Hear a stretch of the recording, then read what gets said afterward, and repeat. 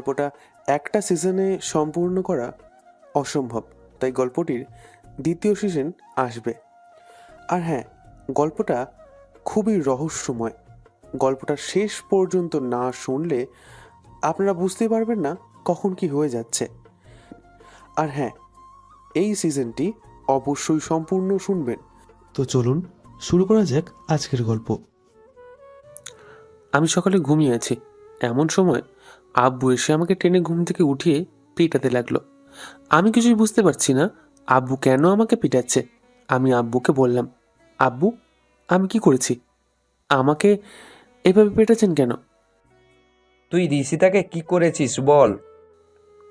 আমি তো কিছুই করিনি আব্বু, আমার কোনো কথাই আব্বু শুনছে না, আব্বু আমাকে পিটিয়ে যাচ্ছে। হঠাৎ আমি আর পেটানি সহ্য করতে না পেরে মাটিতে ফ্লোরে পড়ে যাই। কিছুক্ষণ পর আমার ছোট বোন এসে আমার মুখে পানি ছিটিয়ে জ্ঞান ফেরালো, বলল, ভাইয়া উঠো, ভাইয়া উঠো। আমি আস্তে আস্তে চোখ খুললে আমার ছোট বোনের গালে হাত বুলিয়ে দিলাম। আমার কিছু হলে আমার ছোট বোন সাথে সাথে কান্না করে দেয়।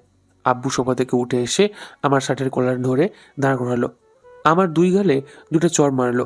চড় মারার ফলে আমি ঋষিতার পায়ের কাছে গিয়ে পড়লাম। ঋষিতার আব্বু বলল, শরীফ, এখন তুই ঠিক কর, তুই তোর ছেলেকে বাড়িতে রাখবি নাকি রাখবি না। আমার মেয়েকে এত বড় একটা সর্বনাশ করলো, আমরা সমাজে মুখ দেখাবো কিভাবে? তোর কোনো চিন্তা করতে হবে না, আমি রাতুলকে এক্ষুনি বাড়ি থেকে বের করে দিব। আর ওকে আমি ত্যায্য ঘোষণা করলাম। আজ থেকে আমার কোনো ছেলে নেই। আব্বুর কথা শুনে আমার মাথায় বাজ পড়ল। আমি কি করেছি আব্বু?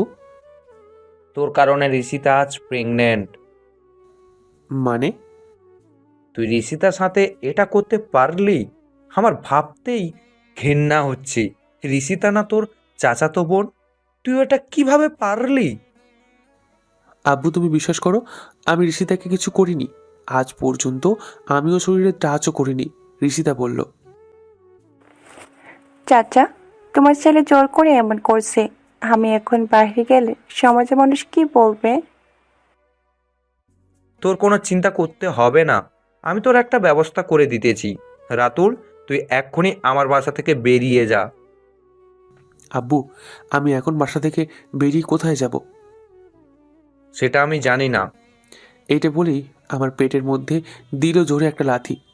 আমি ছিটকে গিয়ে আম্মুর পায়ের কাছে গিয়ে পড়লাম। আমি কান্না করতে করতে আম্মুকে বললাম, আম্মু তুমি তো আমাকে চিনো, আমি কেমন, আমি এটা সত্যি করিনি, তুমি বিশ্বাস করো। আম্মু কান্না করতে করতে বলল, আমি আর কি বিশ্বাস করব? ঋষিতা কি আমাদের কাছে মিথ্যে কথা বলবে? এই বলে আম্মু কান্না করতে করতে চলে গেল রুমে। আমি আর কিছু না বলে চলে গেলাম রুমে গিয়ে আমার নিজের কিছু টাকা দিয়ে একটা ল্যাপটপ আর একটা ফোন কিনেছিলাম, আর একটা ঘড়ি আমার বন্ধু রায়হান গিফট করেছিল। এইগুলো নিয়ে আমি আমার ছোট বোনটার কাছে গেলাম। কাছে যেতেই হালিমা আমাকে জড়িয়ে ধরে বলল, ভাইয়া তুমি যেও না, তোমাকে ছাড়া আমি থাকতে পারবো না। ওরা যা বলেছে সব মিথ্যা কথা, এটা আমি আর তুমি জানি। ঋষিতা আপু তো আমাদের থেকে বড়, আপু যা বলবে তাই তো আপু আম্মু বিশ্বাস করবে। আচ্ছা এসব কথা রাখ, শোন, তুই সব সময় পর্দা করে চলবি, আর আমি হয়তো আর এই বাড়িতে বা তোর মুখটা দেখতে পাবো না। হালিমা কান্না করতে করতে বলল। প্লিজ ভাইয়া তুমি যেও না। আমি হালিমাকে ছেড়ে চলে গেলাম আম্মুর রুমে। আমি আম্মুকে সালাম করে চলে আসতে যাব, আম্মু বলল, এই নে বাবা, এইখানে 20,000 টাকা আছে, এইটা নিয়ে যা। আর টাকা লাগলে আমাকে ফোন করিস।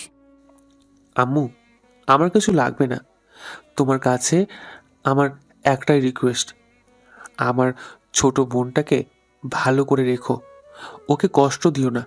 এই বলে আমি চলে আসলাম বাসা থেকে। কোথায় যাব, কি করব, রাস্তা দিয়ে হেঁটে হেঁটে যাচ্ছি। হঠাৎ পেছন থেকে কে যেন আমাকে ডাক দিল। আমি পেছনে তাকিয়ে দেখি ইমতিয়াজ। ইমতিয়াজ হচ্ছে আমার বেস্ট ফ্রেন্ড। আমি দাঁড়িয়ে গেলাম। ইমতিয়াজ আমার কাছে এসে বলল, কি রে, তুই কোথায় যাচ্ছিস? আর তোর কপাল থেকে রক্ত পড়ছে কেন? আব্বু আমাকে বাসা থেকে বের করে দিয়েছে আর আমাকে ত্যায্য পুত্র করে দিয়েছে। মানে? এরপর ইমতিয়াজকে সব ঘটনা করে বললাম। ইমতিয়াজ বলল, তুই আমার বাসায় চল। না রে, আমি আর এখানে থাকবো না, চলে যাব অনেক দূরে। এইসব কি বলতেছিস? পাগল হয়ে গেলি নাকি? আচ্ছা শোন, আমার বোনটাকে দেখে রাখিস। তুই তো আমার ভালো বন্ধু, আর সবাইকে জানিয়ে দিস আমি চলে গেলাম। আমরা যেখানে দেখা করতাম প্রতিদিন রাতে, ওইখানে একদিন না একদিন আসবো। এই বলে ইমতিয়াজের কাছ থেকে চলে আসলাম স্টেশনে। স্টেশনে এসে একটা বেঞ্চে বসে আছি, কোথায় যাব ভাবছি। বেঞ্চ থেকে উঠে কাউন্টারের কাছে গিয়ে বললাম, ভাই এখন কি কোনো জায়গায় যাওয়ার ট্রেন আছে? হুম, আছে একটা। চট্টগ্রামের একটা ট্রেন আছে একটা, আর একটা সিলেটের আছে। আচ্ছা, চট্টগ্রামের একটা টিকিট দেন। এই নেন। কত টাকা টিকিটের? 260 টাকা। আমি পকেটে হাত দিয়ে দেখি 700 টাকা আছে। 260 টাকা টিকিট কাউন্টারের লোককে দিয়ে দিলাম। কিছুক্ষণ পর ট্রেন আসলো। আমি ট্রেনে উঠে সিট খুলে বের করলাম। আমার পাশের সিটে একটা মেয়ে বসা। আমি গিয়ে আমার সিটে বসে পড়লাম। আমি চুপচাপ বসে আছি। হঠাৎ মেয়েটা জিজ্ঞেস করলো, এই যে মিস্টার, আপনার মাথা থেকে তো রক্ত ঝরছে। ঝরতে থাকুক। এইভাবে রক্ত পড়লে তো আপনি যে কোনো সময় অজ্ঞান হয়ে যেতে পারেন। মেয়েটার এই কথা বলার সাথে সাথেই আমি অজ্ঞান হয়ে পড়ে গেলাম। জানি না কখন জ্ঞান ফিরল। চোখ খুলতেই পাশে তাকিয়ে দেখি ওই মেয়েটা। আমি জিজ্ঞেস করলাম, আমি কোথায় আছি এখন? আপনি এখন হাসপাতালে আছেন, আর 4 দিন পর আপনার জ্ঞান ফিরল। আমি ডাক্তারকে ডাকতে লাগলাম, ডাক্তার, ডাক্তার, ডাক্তার। তখনই ডাক্তার এসে বলল, কি হয়েছে? আর আপনি এত জোরে চিৎকার চেঁচামেচি করবেন না, আপনার ক্ষতি হতে পারে। আমি রিলিজ চাই। আপনার আজকে জ্ঞান ফিরলো আর আজকে রিলিজ চাচ্ছেন? হুম। না, আপনাকে আর আজকে রিলিজ দেওয়া যাবে না, আপনাকে কাল রিলিজ দিব। নীলামা, তুই এই ছেলেটাকে কিছু খাইয়ে দে, 4 দিন তো হলো কিছু খাই নাই। আচ্ছা আঙ্কেল। মেয়েটার নাম নীলা। আমি মেয়েটাকে বললাম, আমার ফোন কোথায়? এই নিন আপনার ফোন। আমি ফোনটা হাতে নিতেই দেখি আমার ছোট বোন আমাকে অনেকগুলো মিসড কল মেরেছে, আর আমার সব বন্ধুরা অনেক ফোন করেছে। আমি সিমটা খুলে রেখে দিলাম। নীলা বলল, কি হলো, আপনি সিম খুললেন কেন? এমনি। আচ্ছা, আমাকে কি কিছু খাবার দেওয়া যাবে? আমার খুব ক্ষুধা লাগছে। আপনি একটু বসেন, আমি আনতেছি খাবার। নীলা চলে গেল। আমি শুয়ে আমার ফোনে একটা সিম ভরলাম। ভরে ইমনকে ফোন দিলাম। হ্যালো ইমন। আসসালামু আলাইকুম ভাই, কেমন আছেন? আমি ভালো আছি। শোন, কাল তুই 5 লক্ষ টাকা নিয়ে এই হাসপাতালে চলে আসবি। আচ্ছা ভাই। আমি ফোনটা রেখে দিলাম। রেখে সিমটা খুলে ফেললাম। একটু পর নীলা খাবার নিয়ে আসলো। দেন আমাকে। না, আমি খাইয়ে দিব, চুপ করে বসে থাকেন। না, আমি হাতে খেতে পারবো। বলছি না আমি খাইয়ে দিব। মেয়েটার রাগ দেখে আর কিছু বললাম না, চুপচাপ খেয়ে নিলাম। মেয়েটার দিকে ভালো করে তাকিয়ে খেয়াল করিনি। মেয়েটা দেখতে মাশাআল্লাহ অনেক সুন্দর। আমার মুখ থেকে হঠাৎ এই কথাটা বের হয়ে আসলো। নীলা বলল, কিছু বলছেন? না তো। কিছু তো বলছেন, আমি শুনেছি। আচ্ছা, আপনার এই অবস্থা হলো কিভাবে? আমি নীলাকে সব খুলে বললাম। নীলা বলল, আচ্ছা, আপনি আমাদের বাসায় চলেন। আচ্ছা, আপনার পরিচয়টাই তো জানা হলো না।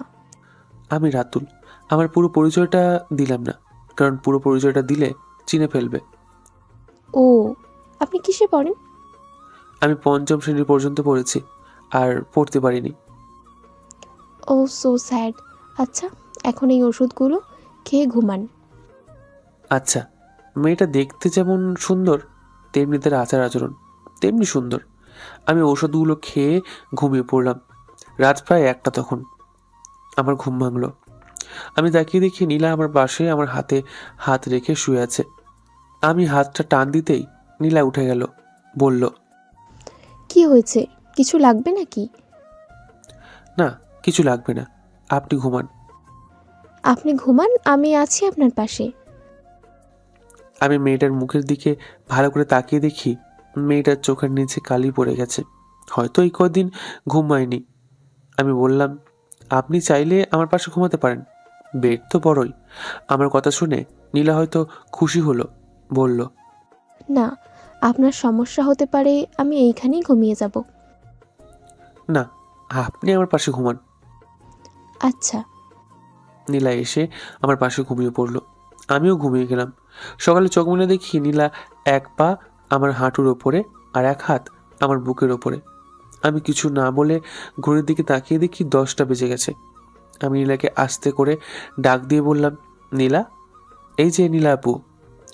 আপু ডাকতেই নীলা ঘুম থেকে উঠে গেল। নীলা বলল, আমাকে আপু ডাকছে কে? আমি ডেকেছি। কেন? ও এমনি। অনেক সকাল হয়ে গেছে, যান গিয়ে ফ্রেশ হয়ে আসেন। আচ্ছা। নীলা চলে গেল ফ্রেশ হতে। আমি চিমটা ভরে ফোন করলাম ইমনকে। হ্যালো ইমন। ভাই বলেন। কই তুই? এই তো হাসপাতালে। ও, টাকা দিয়ে চলে যাস, আর আমি 12 তারিখে বসের কাছে যাব, বলে দিস। সত্যি ভাই, আপনি আবার আসবেন? আসবো, আর আমার কেবিন নাম্বার 132। আচ্ছা। আমি ফোনটা রেখে দিয়ে আবার সিমটা খুলে ফেললাম। কিছুক্ষণ পর ডাক্তার আসলো, বলল, আপনি এখন পুরোপুরি সুস্থ, চিন্তার কোনো দরকার নেই। ডাক্তার আর কি ঔষধ লাগবে লিখে দেন, আমি আজকেই চলে যাব একটু পর। ওকে। ডাক্তার চলে গেল। নীলা এসে বলল, কি হয়েছে? ডাক্তার এসেছিল। ও আচ্ছা, আমি খাবার নিয়ে আসতেছি। না, খাবার আনতে হবে না, আমি এখনই চলে যাব। কোথায় যাবেন? একটা কিছু তো করতে হবে। আপনি আমাদের বাসায় চলেন প্লিজ। আচ্ছা, কিন্তু আমাকে একটা কাজ দিতে হবে। ওকে। আমরা চলে আসলাম ডাক্তারের কাছে।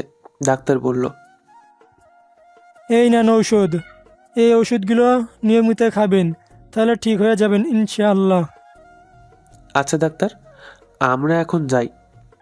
শোনেন, এই নেন কার্ড, যদি কোনো কিছুর দরকার হয়, যদি কোনো কিছুর সমস্যা হয় আমাকে ফোন করে জানাবেন।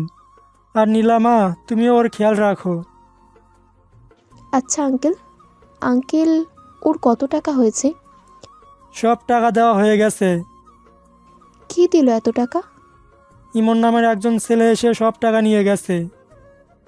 ও আচ্ছা আঙ্কেল, এখন আমরা যাই। আচ্ছা।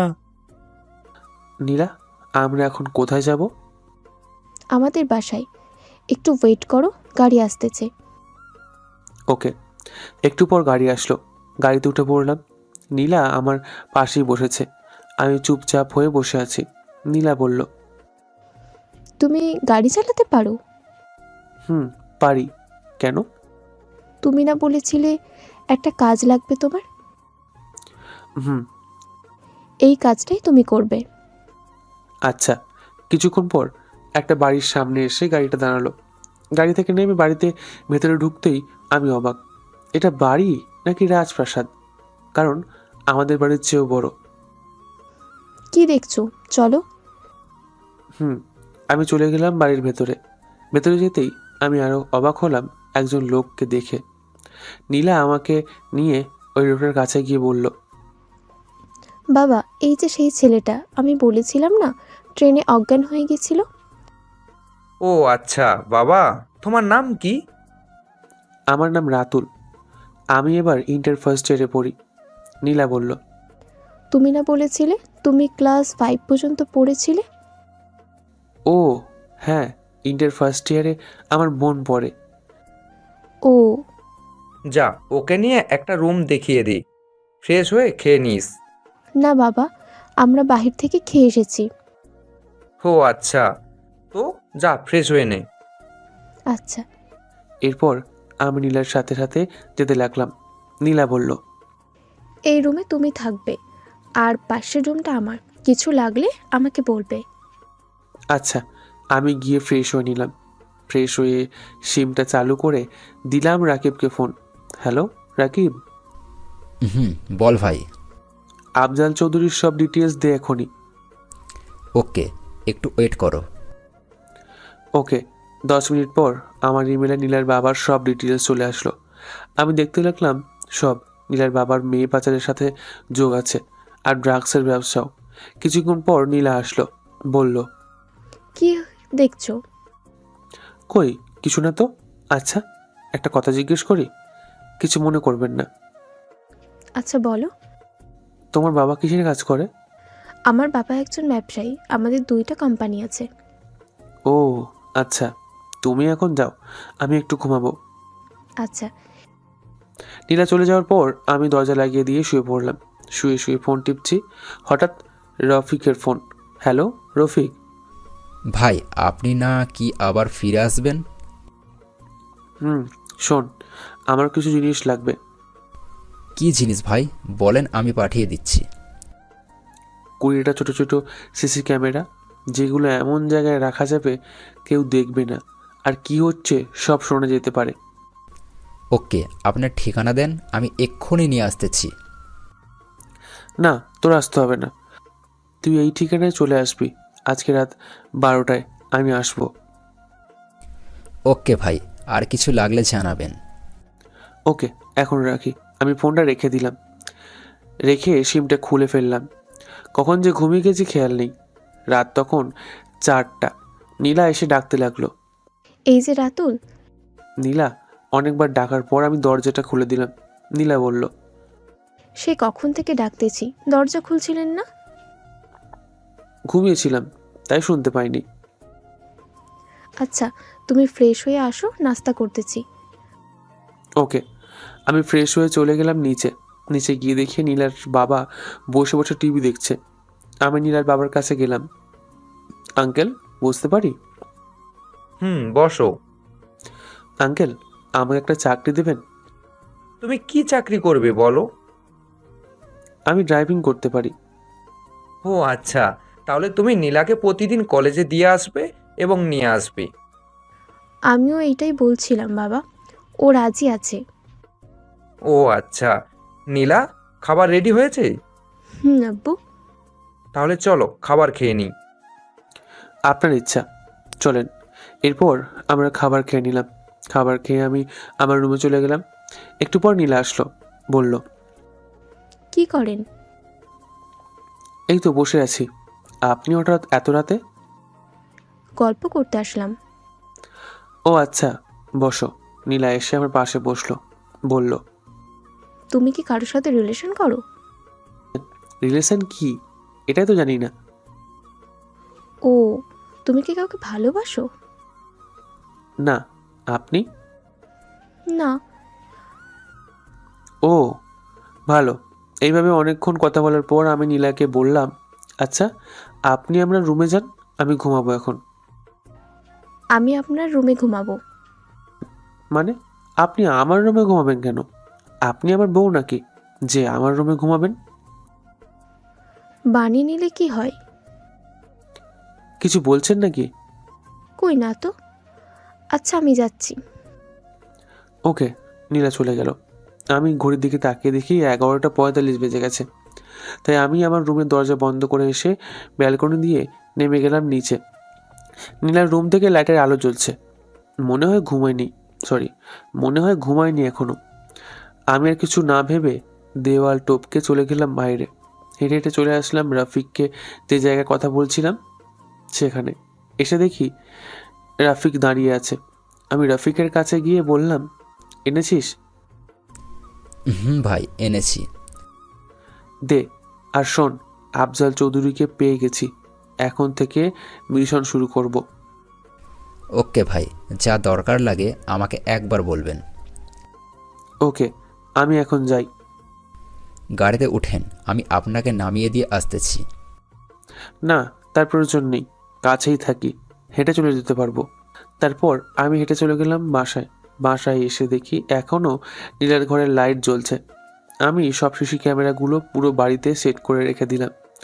3টা সিসি ক্যামেরা রাখলাম, একটা নীলার রুমের আর একটা আমার রুমে আর একটা নীলার বাবার রুমে। 3টা বাকি রেখে ঘুমিয়ে পড়লাম। সকালে নীলার ডাকে ঘুম ভাঙল। নীলা বলল, এই যে রাতুল সাহেব, আর কত ঘুমাবেন? আমাকে কলেজে দিয়ে আসবে কে? আমি নীলার কথায় উঠে পড়লাম। নীলা, তুমি যাও, গিয়ে রেডি হও, আমি ফ্রেশ হয়ে আসছি। ওকে, তাড়াতাড়ি আসো, আমার দেরি হয়ে যাবে। আমি তাড়াতাড়ি ফ্রেশ হয়ে নিচে নেমে আসলাম।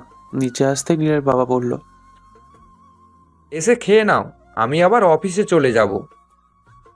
জি আঙ্কেল। এরপর আমরা সবাই খেয়ে নিলাম। খাবার খেয়ে আমি নীলাকে নিয়ে চলে গেলাম তার কলেজে। নীলা রাস্তা দেখিয়ে দিচ্ছে, আমি ড্রাইভ করে যাচ্ছি। কিছুক্ষণের মধ্যে আমি কলেজে চলে আসলাম। নীলা বলল, আমার সাথে চলেন। না, আমি কি এই কলেজে পড়ি নাকি যে আপনার সাথে যাব? তাতে কি হয়েছে, চলেন, আমার বান্ধবীদের সাথে পরিচয় করিয়ে দিই। আচ্ছা। এরপর আমরা চলে গেলাম নীলার সাথে ভেতরে। নীলা একটা গাছের তলায় নিয়ে আসলো। দেখলাম অনেকগুলো মেয়ে বসা। নীলার দিকে ইশারা করে বলল, এই মেঘা, দেখ তো নীলার সাথে ছেলেটা কি হ্যান্ডসাম না? আমি তো দেখি ক্রাশ খাইছি। কিন্তু ছেলেটা কে? কি রে, তোরা কেমন আছিস? ভালো আছি, তুই কেমন আছিস? আর এই ছেলেটা কে? এটা আমার ড্রাইভার। ও, কিন্তু দেখে তো মনে হয় না ড্রাইভার। আচ্ছা রাতুল, তুমি ক্যাম্পাসটা ঘুরে দেখো, আমি এইখানেই আছি। আচ্ছা। আমি ক্যাম্পাসটা ঘুরে ঘুরে দেখতে লাগলাম। হঠাৎ কে যেন আমাকে পেছন থেকে ডাকছে। আমি পেছনে ঘুরে দেখি শান্তা। শান্তা হচ্ছে আমার ফ্রেন্ড, আগের স্কুলে আমরা একসাথে পড়েছি। শান্তা এসে আমাকে জড়িয়ে ধরে পড়ল। কি রে দোস্ত, কেমন আছিস? ভালো আছি, তুই কেমন আছিস? ভালো। হঠাৎ তুই এইখানে কেন? আমি বাড়ি ছেড়ে চলে এসেছি। কেন, কি হয়েছে? এরপর আমি সব শান্তাকে বললাম। শান্তা বলল, এখন তুই কোথায় থাকিস? একটা বন্ধুর বাসায় থাকি আর একটা কাজ করি। পেছন থেকে নীলা এসে শান্তাকে চড় মারলো। শান্তা পেছনে ঘুরে বলল, কি রে নীলা, তুই আমাকে চড় মারলি কেন? তুই রাতুলকে জড়িয়ে ধরছিস কেন? ও আমার ফ্রেন্ড, তাই আমি ওকে জড়িয়ে ধরেছি। তোর সমস্যা? শান্তা, তুই একে চিনিস? চিনি। আমি আর ও একসাথে পড়াশুনো করেছি। মানে? আমি শান্তার দিকে তাকিয়ে চোখ মেরে বললাম, আরে আমরা ক্লাস 5 পর্যন্ত একসাথে পড়েছি। ও আচ্ছা Shanta, I am very sorry, আমি বুঝতে পারি নাই। আচ্ছা তুই যা, ওর সাথে কথা আছে আমার। আচ্ছা। এরপর নীলা চলে গেল। শান্তা, আমি এই কলেজে ভর্তি হব। আচ্ছা আয় আমার সাথে, আমি প্রিন্সিপাল স্যারের সাথে কথা বলিয়ে দিচ্ছি। আচ্ছা চল। আমরা চলে গেলাম প্রিন্সিপাল স্যারের রুমে। শান্তা বলল, স্যার আসতে পারি? শান্তা, আসো, বসো। আমরা গিয়ে বসে পড়লাম। শান্তা বলল, স্যার এ হচ্ছে আমার বন্ধু, এই কলেজে ভর্তি হবে। ও আচ্ছা, কাগজপত্র আছে নাকি? স্যার, কাগজপত্র তো আনিনি। আচ্ছা, 2 দিন পরে এসে কাগজপত্র দিয়ে যাব। আচ্ছা, আর এই নাও ফর্ম, এটা পূর্ণ করে ওই কাগজপত্রগুলোর সাথে জমা দিবা। আচ্ছা স্যার। এরপর চলে আসলাম বাইরে। শান্তা, তোর ফোন নাম্বারটা দে তো। নে তোল, 0171926। ওকে, আর এই ফর্মটা তোর কাছে রাখ, আমি 2 দিন পর নিব। এখন নিলে নীলা সন্দেহ করতে পারে। আচ্ছা, আর ওই মেয়ের চক্করে পড়িস না। আচ্ছা। এরপর আমি চলে গেলাম নীলার কাছে। নীলার বান্ধবী বলল, ভাইয়া, আপনি কিসে পড়েন? Inter second year. মানে তুমি না ক্লাস 5 পর্যন্ত লেখাপড়া করেছো? আরে শান্তা পড়ে, আমি ভাবছিলাম শান্তার কথা বলছে। ও যাক, বাঁচা গেল। নীলা, আমি চলে যাই এখন। আর তোমার ক্লাস শেষ হলে ফোন দিও, আমি চলে আসবো। আচ্ছা, তুমি 12টায় আসো। আচ্ছা, নীলার বান্ধবী নীলাকে বলল। তোর ড্রাইভারের সাথে আমার রিলেশন করিয়ে দিবি? ছেলেটা দেখতে অনেক সুন্দর আর কথাগুলো গুছিয়ে বলে। আমি ক্রাশ খেয়েছি। আরেকদিন যদি ওর দিকে চোখ তুলে তোরা তাকাস তাহলে তোদের চোখ তুলে ফেলবো। কেন? আমরা কি ওর দিকে তাকাতে পারবো না? না, একে আমি ভালোবাসি। প্রথম দেখেই ওর উপর ক্রাশ খেয়েছি আমি। তা আর ওর পিছনে ঘুরে লাভ নেই। তুই যেটা চাস সেটাকে যেভাবেই হোক পেয়ে ছাড়িস। আচ্ছা চল ক্লাসে যাই। নীলারা ক্লাসে চলে গেল। আমি বাসায় গিয়ে দেখি নীলার আব্বু বাসায় নেই। আমি নীলার আব্বুর রুমে চলে গেলাম। গিয়ে সিসি ক্যামেরাটা একটা জায়গায় লাগিয়ে দিলাম যেখান থেকে সব দেখা যাবে। এরপর আমি ঘর থেকে বেরিয়ে নীলার রুমে গেলাম। গিয়েই তো আমি অবাক, কারণ 5টা কম্পিউটারও দেখি সব হ্যাকিংয়ের কাজ। আমি আস্তে আস্তে সব দেখতে লাগলাম। একটা জায়গায় আমি গিয়ে আটকে গেলাম, কারণ নীলাই হচ্ছে ডেভিল কিং। ও আমাকে সব ধরনের কাজেই সাহায্য করছে। তাই আমি নীলার রুমে একটা সিসি ক্যামেরা লাগিয়ে দিয়ে বেরিয়ে আসলাম। এইভাবেই 12টা বেজে গেল। আমি গাড়িটা বের করে চলে গেলাম কলেজে। দেখলাম নীলা দাঁড়িয়ে আছে। নীলা বলল, কি ব্যাপার, এত দেরি হলো কেন? আসলে ঘর থেকে বেরোতে একটু দেরি হয়ে গেছে। ও, গাড়িতে ওঠো। নীলা গাড়িতে উঠলো। আমি নীলাকে নিয়ে গাড়ি চালাতে লাগলাম। নীলা, একটা হেল্প করতে পারবা? বলো কি হেল্প? আমাকে 20,000 টাকা দিবা আর একটা গাড়ির ব্যবস্থা করে দাও। কেন? আমি কালকে দেশে যাব একটা দরকারে, আর আমার কিছু ড্রেস কিনবো, তাই। ও আচ্ছা আচ্ছা, তুমি গাড়িটা ডানের একটা রাস্তা পড়বে, ওই দিকে গাড়িটা নিয়ে যাবে। সামনে একটা বড় শপিং মল পড়বে, ওইখানে রাখবে। ওকে। এরপর আমি চলে গেলাম নীলার বলার জায়গায়। আমরা শপিং মলে ঢুকে গেলাম। নীলা বলল, চলো আমার সাথে। আচ্ছা চলেন। এরপর আমি নীলার পেছনে পেছনে যেতে লাগলাম। নীলা ছেলেদের শপিং মলে ঢুকলো। কালো গেঞ্জি কিনলো 3টা আর সাদা কিনলো 2টা। এখন প্যান্টের দোকানে চলে গেলাম। নীলা বলল, ভাইয়া কিছু দামি প্যান্ট দেন তো ওনার জন্য। ওকে ম্যাম, বসেন দিচ্ছি। আমরা বসে পড়লাম। নীলা বেছে বেছে 7টা প্যান্ট কিনলো। নীলা বলল, এইগুলো প্যাক করে দিন। আচ্ছা। এরপর শপিংয়ের খরচের টাকা দিয়ে চলে আসছি। চলো দুপুরের লাঞ্চটা হোটেল থেকে করে পরে বাসে যাব। আপনার হচ্ছে যেটা ভালো লাগে ওইটাই করবেন। এরপর আমরা চলে গেলাম একটা হোটেলে। খাওয়া দাওয়া করে শেষ করে চলে এলাম বাড়িতে। বাড়িতে আসতে নীলা বলল, আচ্ছা তুমি যাও তোমার রুমে, আমি ফ্রেশ হয়ে আসছি। আচ্ছা। এরপর চলে গেলাম রুমে। রুমে গিয়ে দরজা বন্ধ করে সব রুমে সিসি ক্যামেরা চালু করলাম। আজ থেকে আমার মিশন শুরু। এটা কিসের মিশন জানতে পারবেন আস্তে আস্তে। নীলার বাবার রুমে সিসি ক্যামেরাটা চালু করলাম। দেখি নীলার বাবা কার সাথে কথা বলছে। সাজ্জাদ, আগামীকালকে 200 জন মেয়ে পাচার করতে হবে। কিন্তু বস, এখন তো পুলিশ আর্মি সবাই এলাউড হয়ে গেছে, আমরা কিভাবে এত মেয়ে পাচার করব? শোন, কাল শাহবাগ দিয়ে মেয়ে পাচার হবে, কারণ ওইখান দিয়ে কোনো পুলিশ আর্মি থাকে না রাত 12টার পর। আপনি চিন্তা করবেন না, হয়ে যাবে। আমি সিসি ক্যামেরা বন্ধ করে দিলাম। নীলা এসেছে তাই। আমি বসে বসে ফোন টিপছি। নীলা আমার পাশে এসে বসে বলল, আচ্ছা আমি কি তোমার সাথে যেতে পারবো? আমি যাব আর আসব, আপনার যাওয়ার প্রয়োজন নেই। আচ্ছা, একটা আবদার করি, রাখবেন? বলেন। চলেন আজকে ঘুরতে যাই, অনেক দিন হয়েছে ঘুরতে যাই নাই। আচ্ছা, বিকেল 5টায় রেডি হয়ে থাকেন। সত্যি? নীলা খুশিতে আমাকে জড়িয়ে ধরে চুমু খেলো। আমি নীলার দিকে বড় বড় চোখ করে তাকিয়ে বললাম, এটা কি হলো? সরি, আসলে আমার যখন বেশি খুশি লাগে তখন এমন করি। আচ্ছা, এখন আমি একটু ঘুমাবো, 4টায় ডাক দেবেন। আমি আপনার সাথেই ঘুমাই? মানে আপনি আমার সাথে ঘুমাবেন কেন? না মানে এমনি, আপনি যদি অনুমতি দেন তাহলে ঘুমাবো। আমি বললাম ওকে, ঘুমাতে পারবেন, কিন্তু আমাদের মাঝখানে দেওয়াল থাকবে। ওকে।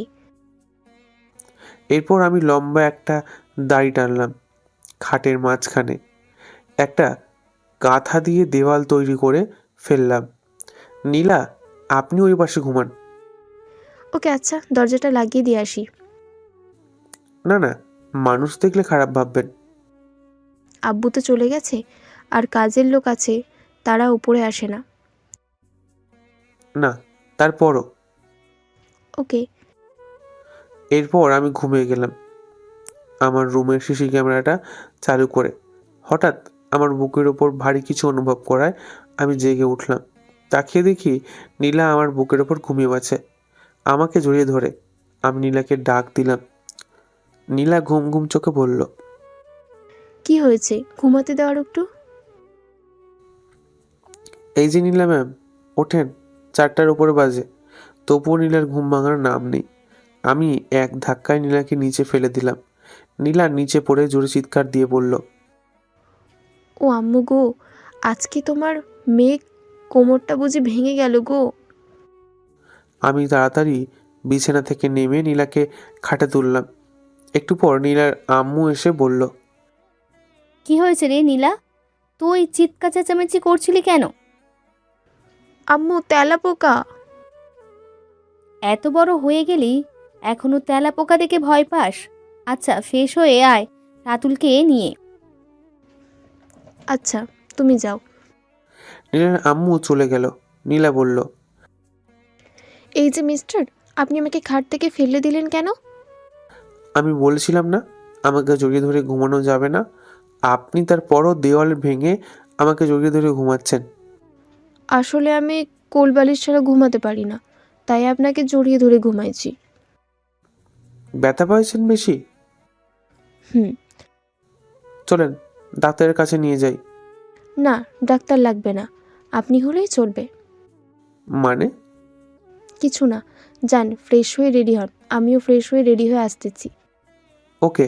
আপনারা ভাবছেন নীলার আম্মু হঠাৎ করে কোথা থেকে এলো? আসলে নীলার আম্মু নীলার নানার বাড়ি গিয়েছিল, একটু আগেই আসলো। আমি ফ্রেশ হয়ে চলে গেলাম নিচে। নীলার আম্মু বলল, রাতুল বাবা কফি করে দিই? না আন্টি। ও আচ্ছা আচ্ছা, তুমি কোন ক্লাস পর্যন্ত পড়েছো? আমি ক্লাস 5 পর্যন্ত পড়েছি। ও আচ্ছা, তোমার বাবা মা কি করে? আমি সব খুলে বললাম আন্টিকে। আমার কথা শুনে আন্টি কান্না করে দিল। আন্টি বলল, আচ্ছা বাবা, তোমার কোনো চিন্তা নেই, এই বাড়িতে যতদিন থাকতে ইচ্ছে করবে থাকো।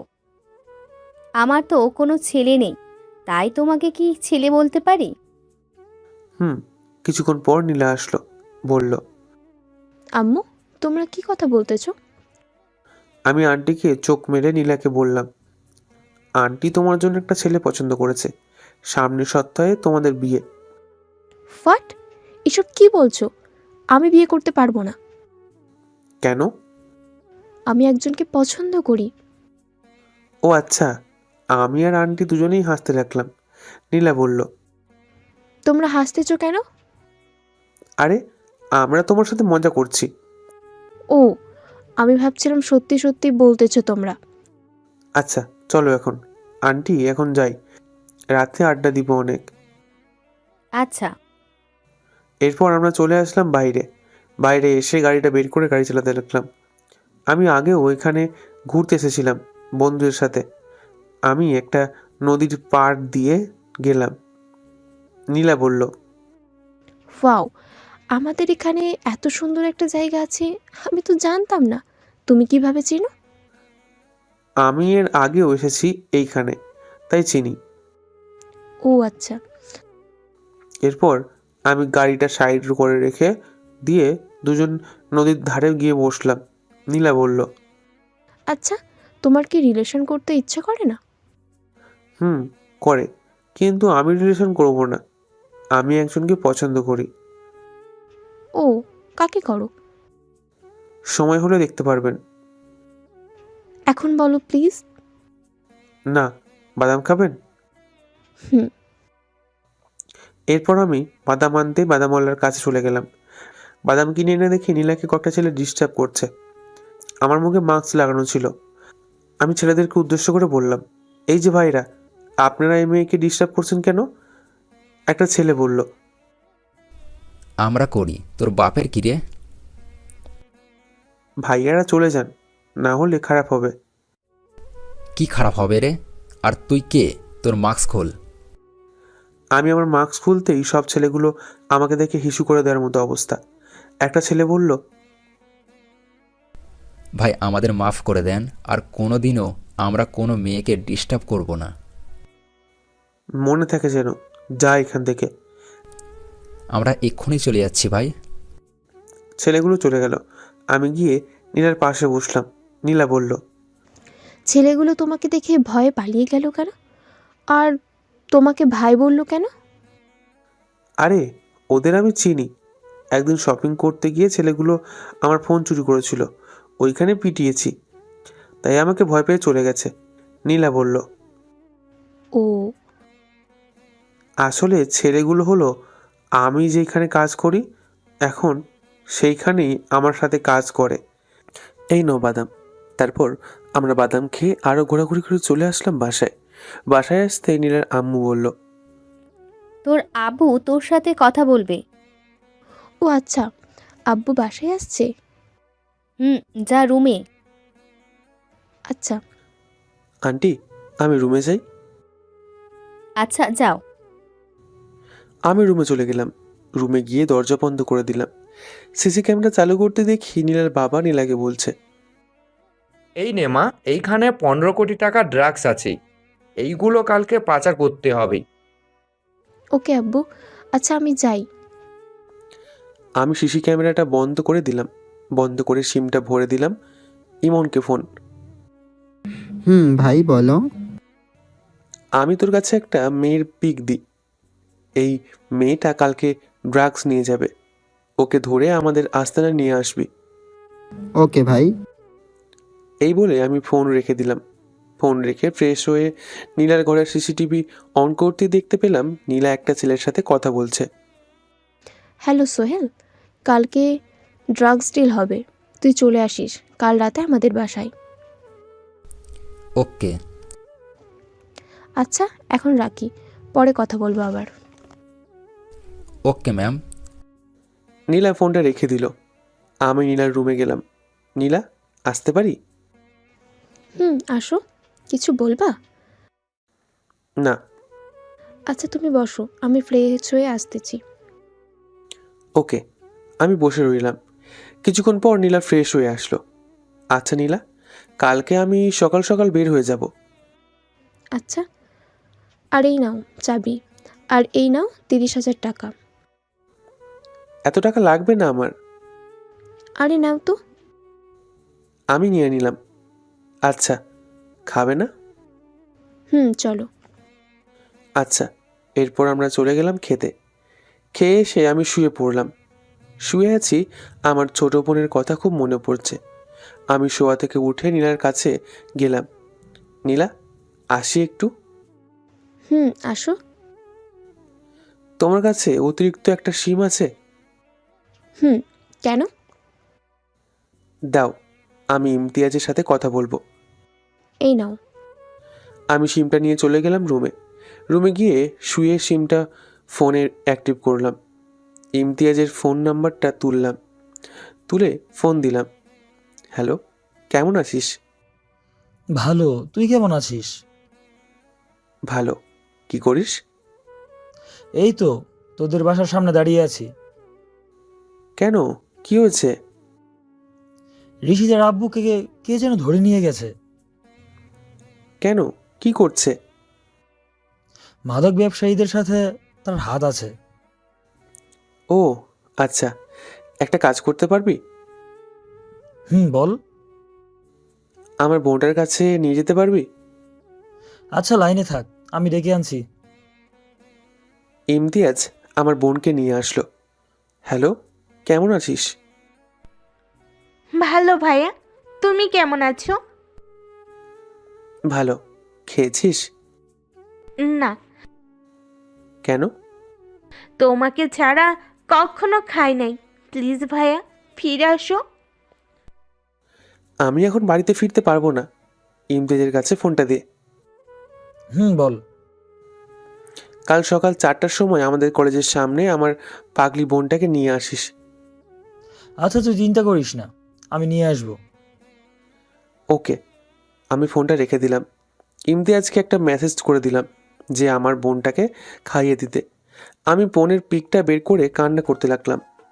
কান্না করতে করতে কখন যে ঘুমিয়ে গেছি খেয়াল নেই। সকালে নীলার ডাকে ঘুম ভাঙলো। এই যে ওঠো, বাড়ি যাবে না? আমি উঠে পড়লাম। উঠে ফ্রেশ হয়ে খাওয়া দাওয়া করলাম। আন্টি, আমি এখন যাই? আচ্ছা, ভালো করে যাও, তাড়াতাড়ি এসে পড়ো। তোমাকে ছাড়া ঘরটা খালি খালি লাগে। আচ্ছা। এরপর চলে গেলাম গাড়ি নিয়ে। আস্তে আস্তে প্রায় 3 ঘন্টা লেগে গেল। আমি মুখে মাস্ক লাগিয়ে নিলাম যাতে কেউ না বুঝতে পারে আমি কলেজে এসেছি। আমি প্রিন্সিপাল স্যারের রুমে চলে গেলাম। স্যার, আসতে পারি? আসো। আমি রুমে চলে গেলাম। রুমে গিয়ে চেয়ারে বসে পড়লাম। স্যার, আমার টিসি এর কাগজপত্র লাগবে। কে তুমি, আর কিসের কাগজপত্র? আমি মাস্কটা খুলে ফেললাম। রাহুল তুমি? হ্যাঁ স্যার, আমি আর এখানে থাকবো না। আমি চট্টগ্রাম বিশ্ববিদ্যালয়ে পড়ব। তুমি আমাদের কলেজের টপার আর তুমি চলে যাবে? স্যার। ওকে। আর 17248497 এই নাম্বার কল দিবে ওই কলেজের প্রিন্সিপাল স্যারকে, তাহলে সব পেয়ে যাবে। ধন্যবাদ স্যার। আচ্ছা যাও, ঠিকমতো লেখাপড়া করো, প্রতিষ্ঠিত হও, এটাই চাই। দোয়া করবেন। আমি চলে আসলাম বাইরে। ঋষিদা দেখি আম গাছের নিচে বসে আছে। আমি ওই দিকে না তাকিয়ে চলে আসলাম বাইরে। বাইরে আসতে দেখি ইমতিয়াজ আমার বোনটাকে নিয়ে দাঁড়িয়ে আছে। আমি গাড়িতে উঠে পড়লাম। আমি হাত নাড়িয়ে ইমতিয়াজকে ইশারা করে বললাম, গাড়িতে ওঠ। ইমতিয়াজ এসে গাড়িতে উঠল। আমি গাড়িটা নদীর ধারে নিয়ে গেলাম। আমার ছোট বোন বলল, ইমতিয়াজ ভাইয়া, আমরা কোথায় যাচ্ছি? এই তো এইখানেই। আমি গাড়ি থেকে নেমে মুখের মাস্কটা খুলে ফেললাম। আমাকে দেখে আমার ছোট বোন দৌড়ে চলে আসলো আমার কাছে। আমি আমার বোনটাকে জড়িয়ে ধরে কাঁদতে লাগলাম। বোন বলল, ভাইয়া, তুমি কোথায় চলে গেছিলে? অনেক দূরে। আর তুই খাস নাই কেন? তোমাকে ছাড়া আমি কখনো খাই নাই।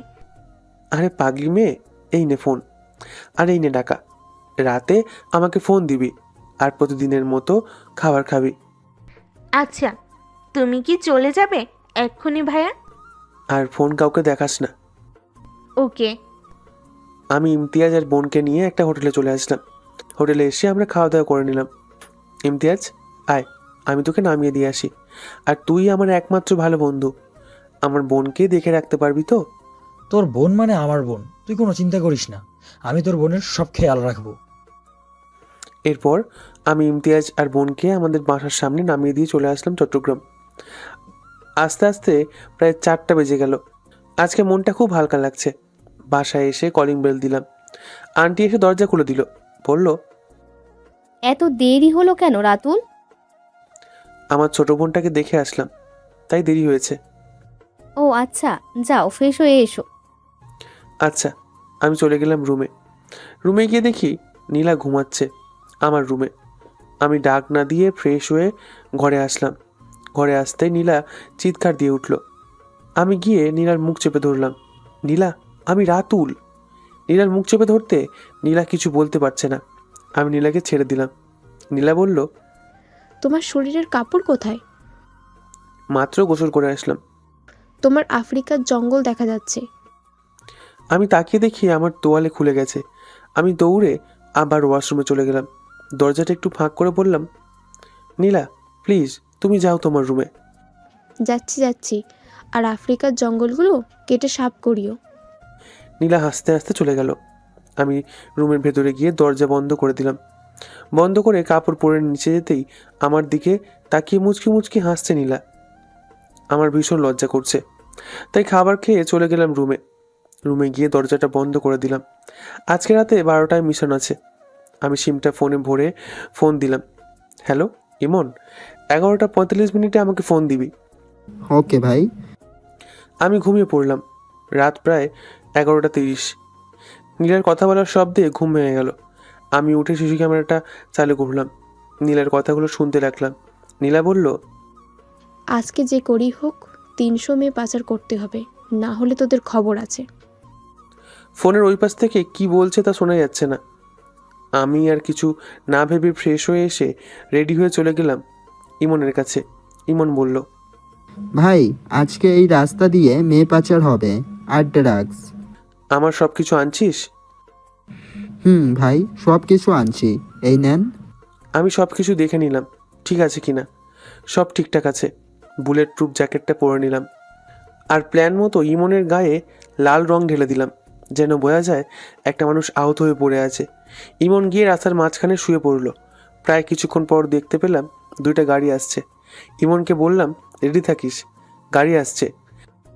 আপনি চিন্তা করবেন না ভাই। গাড়িটা এসে ঠিক ইমনের সামনে দাঁড়ালো। ড্রাইভার নেমে এসে দেখে ইমন মাটিতে শুয়ে আছে। ড্রাইভার ইমনের গায়ে হাত দিতেই ইমন উঠে ড্রাইভারের মাথায় পিস্তল ঠেকিয়ে বলল, চল আমার সাথে, আমি যা যা বলবো তাই করবি, যদি তোর জীবন আর তোর পরিবারের কিছু ক্ষতি হতে না চাস। আপনি যা বলবেন আমি তাই করব, প্লিজ আমাকে মারবেন না। উঠ, আর কোনো গাড়ি আসবে কি না বল। আর একটা আসবো, কিন্তু ওইটার ভিতরে কি থাকবে আমি জানি না। গাড়িতে উঠে গাড়ি স্টার্ট দে। আচ্ছা। ড্রাইভার ইমনের কথা মতো গাড়িটা জঙ্গলের রাস্তায় ঢোকালো। আর এই জঙ্গলের মাঝখানে আছে আমাদের গোপন ঘর, যেটা কেউ জানে না। গাড়িটা নিয়ে আমাদের গোপন ঘরে ঢোকাতেই ইমন গিয়ে ড্রাইভারকে চেয়ারের সাথে বেঁধে আমার কাছে চলে আসে। ইমন বলল, ভাই গাড়িতে মেয়েগুলো আছে, ওদের কি করব? ওরা এখন অজ্ঞান থাকুক, ওই গাড়িটা আগে ধরে নে, তারপর ওদের জ্ঞান ফিরাবো। ভাই গাড়ি আসতেছে। ইমন তুই রেডি তো? ভাই আমি রেডি। পরের গাড়িটাও একই রকমভাবে আমাদের গোপন রুমে আনা হলো। আমি আর ইমন সব মেয়েদের জ্ঞান ফেরাতে মেয়েরা বলল, প্লিজ আমাদের ছেড়ে দেন, আমরা কিছু করব না। আমি বললাম, আপনাদের কিছু করব না, পাচারকারীদের হাত থেকে আমরা আপনাদের বাঁচিয়েছি, আপনারা চুপ করে বসুন, সকালে যাদের বাসায় পৌঁছে যাবেন। ধন্যবাদ ভাইয়া। ভাইয়া আপনার নাম কি? সবাই আমাকে কে বলে ডাকে, তোমরাও ডাকতে পারো। ইমন, ভেতরে বাইক কয়টা আছে? ভাই 45টা বাইক আছে, আরো লাগলে বলবো নাকি? না, আর বলার দরকার নেই। তুই একটা কাজ কর, সবার লিস্ট কর, আর আজকে রাতের মধ্যেই সবাই যেন বাসায় ফিরে যায় সে ব্যবস্থা কর। ভাই আপনি চিন্তা করবেন না, আমি এখনই সব ব্যবস্থা করতেছি। আর এই ড্রাগসগুলো আপনি নিয়ে যান, এটা আপনার যা ইচ্ছে করবেন। ওকে। আমি আর কিছু না বলে একটা লোক নিয়ে আর ড্রাগসের বস্তাটা নিয়ে চলে আসলাম লিটনের বাড়ি। লিটন হচ্ছে আমার বন্ধু, আর ও হচ্ছে এই এলাকার এমপি। আমি ওর বাড়িতে এসে বাইক হর্ন দিতেই লিটন নেমে এসে বলল, কিরে এতদিন পর? আর এই নে, এইগুলো সকালে যেন পুলিশের কাছে আর টিভিতে দেখতে পাই, না হলে তোর খবর আছে। তুই চিন্তা করিস না, আমি এক্ষুনি পুলিশকে ফোন করে বলে দিচ্ছি। এই নে, আমি যাচ্ছি, তুই বল। ওকে। আমি চলে আসলাম। বাসায় আসতে দেখে নীলা আর নীলার বাবা কি যেন কথা বলছে। আমি চুপি চুপি ব্যালকানি দিয়ে আমার রুমে চলে গেলাম। রুমে গিয়ে শুতেই দরজায় ধাক্কানোর আওয়াজ শুনতে পেলাম। আমি হেডফোনটা কানে লাগিয়ে আর চোখে ঘুম ঘুম ভাব নিয়ে দরজাটা খুলে দিলাম। দরজাটা খুলতেই নীলার ওপর গিয়ে পড়ে গেলাম। পরে আমি ভালোভাবে চোখ মেলে দেখি নীলা নিচে পড়ে আছে, আমি নীলার ওপরে। আমি তাড়াতাড়ি করে উঠে পড়লাম। নীলা বলল, আমি কতক্ষণ ধরে ডাকতেছি, আপনার দরজার খোলার নাম নেই? আমি হাত নাড়িয়ে ইশারায় বললাম, কি বলছেন শুনতে পাইনি। কানে হেডফোন লাগলে শুনবেন কিভাবে? নীলা আমার কানের থেকে হেডফোন খুলে ফেলল, বলল, এতক্ষণ যে দরজা ধাক্কাচ্ছি, খুললেন না কেন? কানে হেডফোন আর গান চালু ছিল, তাই হয়তো শুনতে পাইনি।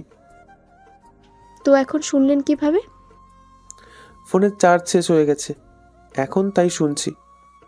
ও আচ্ছা যা, রাতুল তুমি গিয়ে ঘুমিয়ে পড়ো, শুধু শুধু তোমাকে উঠালাম। আঙ্কেল, কিছু কি হয়েছে? না, কিছু হয় নাই, তুমি গিয়ে ঘুমাও। আচ্ছা, আমি চলে আসলাম রুমে। রুমে এসে দরজাটা লাগিয়ে দিলাম। যাক বাবা, ফোন আর হেডফোনের জন্য আজকে ধরা পড়িনি। আমি গিয়ে ফোনের অ্যালার্ম দিয়ে ঘুমিয়ে পড়লাম। সকালে অ্যালার্মের শব্দে ঘুম ভাঙলো। আমি ফ্রেশ হয়ে নামাজ পড়তে গেলাম। নামাজ পড়ে প্রায় 1 ঘন্টা হাঁটাহাঁটি করে বাসায় আসতেই আন্টি বলল, রাতুল, তুমি কোথায় চলে গিয়েছিলে? আন্টি, নামাজ পড়ে একটু হাঁটাহাঁটি করলাম, বেশ কিছু জায়গা চিনলাম। তো আমাকে বলে যাবে না?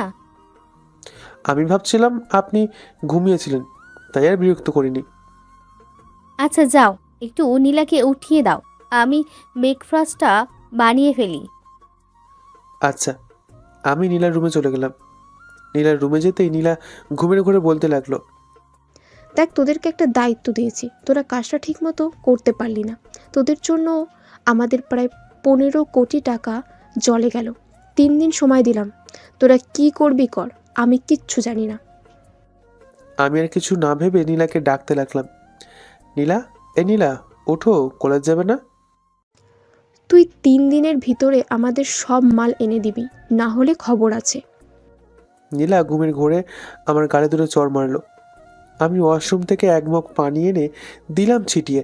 নীলা ঘুম থেকে লাফ দিয়ে উঠলো আর বলল, এটা তুমি কি করলে? আমাদের স্বাদের ঘুমটা ভেঙে দিলে। তো কি করব, আর একটু হলে তো আমাকে মেরেই ফেলতে। আমি আবার তোমাকে কি করলাম? আমার গালগুলো কাছে নিয়ে দেখালাম, এই দেখো কি করেছো। ও সরি, আসলে রাতে একটু রাগ করেছিলাম একজনের সাথে, তাই হয়তো ঘুমের ঘোরে তোমাকে চড় মারছি। প্লিজ রাগ করো না। আচ্ছা যাও, ফ্রেশ হয়ে আসো, আন্টি খাবার জন্য ডাকছে। ওকে, যাচ্ছি। আর তুমি আজকে কালো শার্ট আর কালো প্যান্টটা পরবে, আর কালো জুতো। ওকে। আমি চলে গেলাম আমার রুমে। আমার রুমে গিয়ে ফ্রেশ হয়ে নীলার দেওয়া কাপড়গুলো পরে নিলাম। পরে বাইরে বেরোতে নীলা আমার সামনে পড়লো, বলল, আরে রাতুল সাহেব, আপনাকে তো আজকে জোশ লাগতেছে। আপনার উপর সবাই ক্রাশ খাবে আজকে। ও তাই? আচ্ছা চলো, দেরি হয়ে যাচ্ছে। চলো। আমরা নিচে চলে আসলাম। নিচে এসে খাওয়া দাওয়া করে চলে গেলাম কলেজে। কলেজে যেতেই সব মেয়ে আমার দিকে তাকিয়ে আছে দেখে নীলা বলল, এই রাতুল, তুমি মাথা নিচু করে যাবে আমার সাথে। আচ্ছা। এরপর আমি চলে গেলাম নীলার সাথে সাথে। নীলা গাছের নিচে চলে গেল, আমিও গেলাম। নীলা, একটা কথা বলি? বলো। আমি একটু আমার বান্ধবী শান্তার সাথে দেখা করে আসি। পারিস, কিন্তু ঘেঁষাঘেঁষি করবি না, মনে থাকে যেন। আচ্ছা। এরপর আমি ফোন দিলাম শান্তাকে, শান্তা একটু অফিস রুমে আয়। আচ্ছা, আসতেছি। আমি চলে গেলাম অফিস রুমের সামনে। স্যার, আসতে পারি? আসো। তোমার সব ফর্ম জমা করে দিচ্ছে শান্তা, এখন শুধু ওই স্কুলের সার্টিফিকেটগুলো লাগবে। এই নেন স্যার, অনলাইনে আমার সব কিছু আছে। দাও। প্রিন্সিপাল স্যার, সব কিছু ঠিকঠাক আছে তো নাকি? সব ঠিক আছে। তুমি এত মেধাবী ছাত্র, আমি আগে জানলে তোমাকে 2 দিনও দেরি করাতাম না। এই নাও তোমার রেশন কার্ড, এইটা দেখালেই এই কলেজের সবাই চিনবে তোমাকে। আর চলো তোমার ক্লাস দেখিয়ে দিই। চলেন স্যার। এরপর আমি স্যারের সাথে যেতে লাগলাম। ক্লাসে ঢোকার আগে মুখে ভালো করে মাস্ক পরে নিলাম, যাতে কেউ আমাকে চিনতে না পারে। ক্লাসে ঢুকতেই প্রিন্সিপাল স্যার বললেন, আমাদের কলেজের একজন মেধাবী ছাত্র ভর্তি হয়েছে, এই হচ্ছে রাতুল। আজ থেকে রাতুল তোমাদের সাথেই পড়বে। ওকে এভরিবডি, বাই। আমি সবার শেষ বেঞ্চে গিয়ে বসতেই আমি অবাক, কারণ ইমন আমার সাথে। ভাই, আপনি এই কলেজে? ইমনের মুখে ভাই ডাক শুনে সবাই পেছন দিকে তাকালো। আমি ইমনকে চোখ মেরে বললাম, কে আপনার ভাই? সরি, আপনাকে আমার ভাইয়ের মতো লাগতেছিল তো তাই। ও। এরপর আমি একটা ক্লাস করে চলে আসলাম বাইরে। বাইরে এসে একটা গাছের নিচে বসলাম। বসতেই ইমন বলল, ভাই, সব মেয়েরা বাড়িতে পৌঁছে গেছে, শুধু একটা মেয়ে রয়েছে আপনাকে দেখবে বলে, আর আপনি নাকি ওনাকে দিয়ে আসতেন। তুই জোর করিস না এই যাইতে।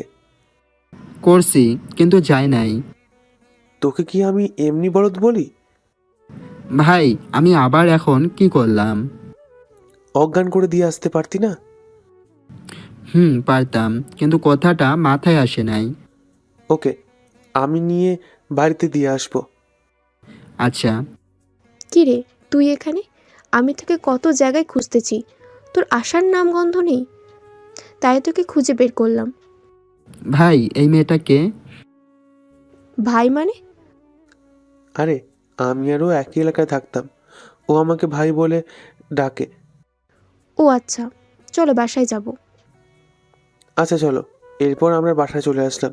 বাসায় আসতেই নীলের আম্মু বলল, রাতুল, আমার সাথে তোমাকে একটা জায়গায় যেতে হবে। কোথায় আন্টি? আমার এক বান্ধবীর বাসায়। ও, কখন যাবেন? একটু পর। তুমি ফ্রেশ হয়ে এসো, খাওয়া দাওয়া করে নাও, তারপর যাব। আচ্ছা। আমি ফ্রেশ হয়ে এসে খাওয়া দাওয়া করে নিলাম। খাওয়া দাওয়া শেষ করে বসে আছি, এমন সময় আন্টি এসে বলল, চলো এখন। চলেন। পিছন থেকে নীলা বলল, আম্মু, আমিও যাব, একটু দাঁড়াও। তোকে তোর সারাদিনও জোর করে নেওয়া যায় না। এখন রাতুল যাচ্ছে বলে তুই যাবি? যাও তোমরা, আমি যাব না। হয়েছে হয়েছে, আর ঢং দেখাতে হবে না, তাড়াতাড়ি আয়। আচ্ছা। নীলা রেডি হয়ে আসলো। কালো বোরকা, কালো হিজাব পরে খুব সুন্দর লাগছে। তারপর আমরা গাড়িতে গিয়ে বসলাম। আমি ড্রাইভিং সিটে বসলাম। নীলার আম্মু বলল, নীলা, তুই আয় আমার সাথে, পিছনে বসবি। না আম্মু, আমি সামনে বসবো। ওকে, বস। আমি গাড়ি চালাতে লাগলাম। আন্টি দেখিয়ে দিচ্ছে কোন জায়গাতেই যেতে হবে। প্রায় 10 মিনিট গাড়ি চালানোর পর আমরা এসে পৌঁছলাম।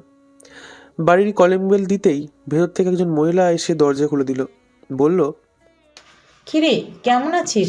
এতদিন পর মনে পড়লো? তোর মেয়েকে বলে কিডন্যাপ করা হয়েছিল, কাল রাতে বলে ফিরে এসেছে। একটা ছেলে এসে নিয়ে গেছে। ও, আয়, ভিতরে আয়। আমরা ভেতরে গিয়ে বসলাম। আন্টির বান্ধবী চা এনে বলল, কিরে, এই ছেলেটাকে? এটা নীলার ড্রাইভার। বলতে গেলে আমার ছেলে অনেক ভালো, যা বলি তাই শোনে। ও ভালো। নীলা, তুমি এই ছেলেকে নিয়ে নুসাইবার রুমে যাও, দেখো কি করতেছে। আচ্ছা আন্টি। আমরা চলে গেলাম নুসাইবার রুমে। রুমে গিয়ে দেখি একটা মেয়ে কম্পিউটারে কি যেন করছে। নীলা বলল, নুসাইবা, কেমন আছো?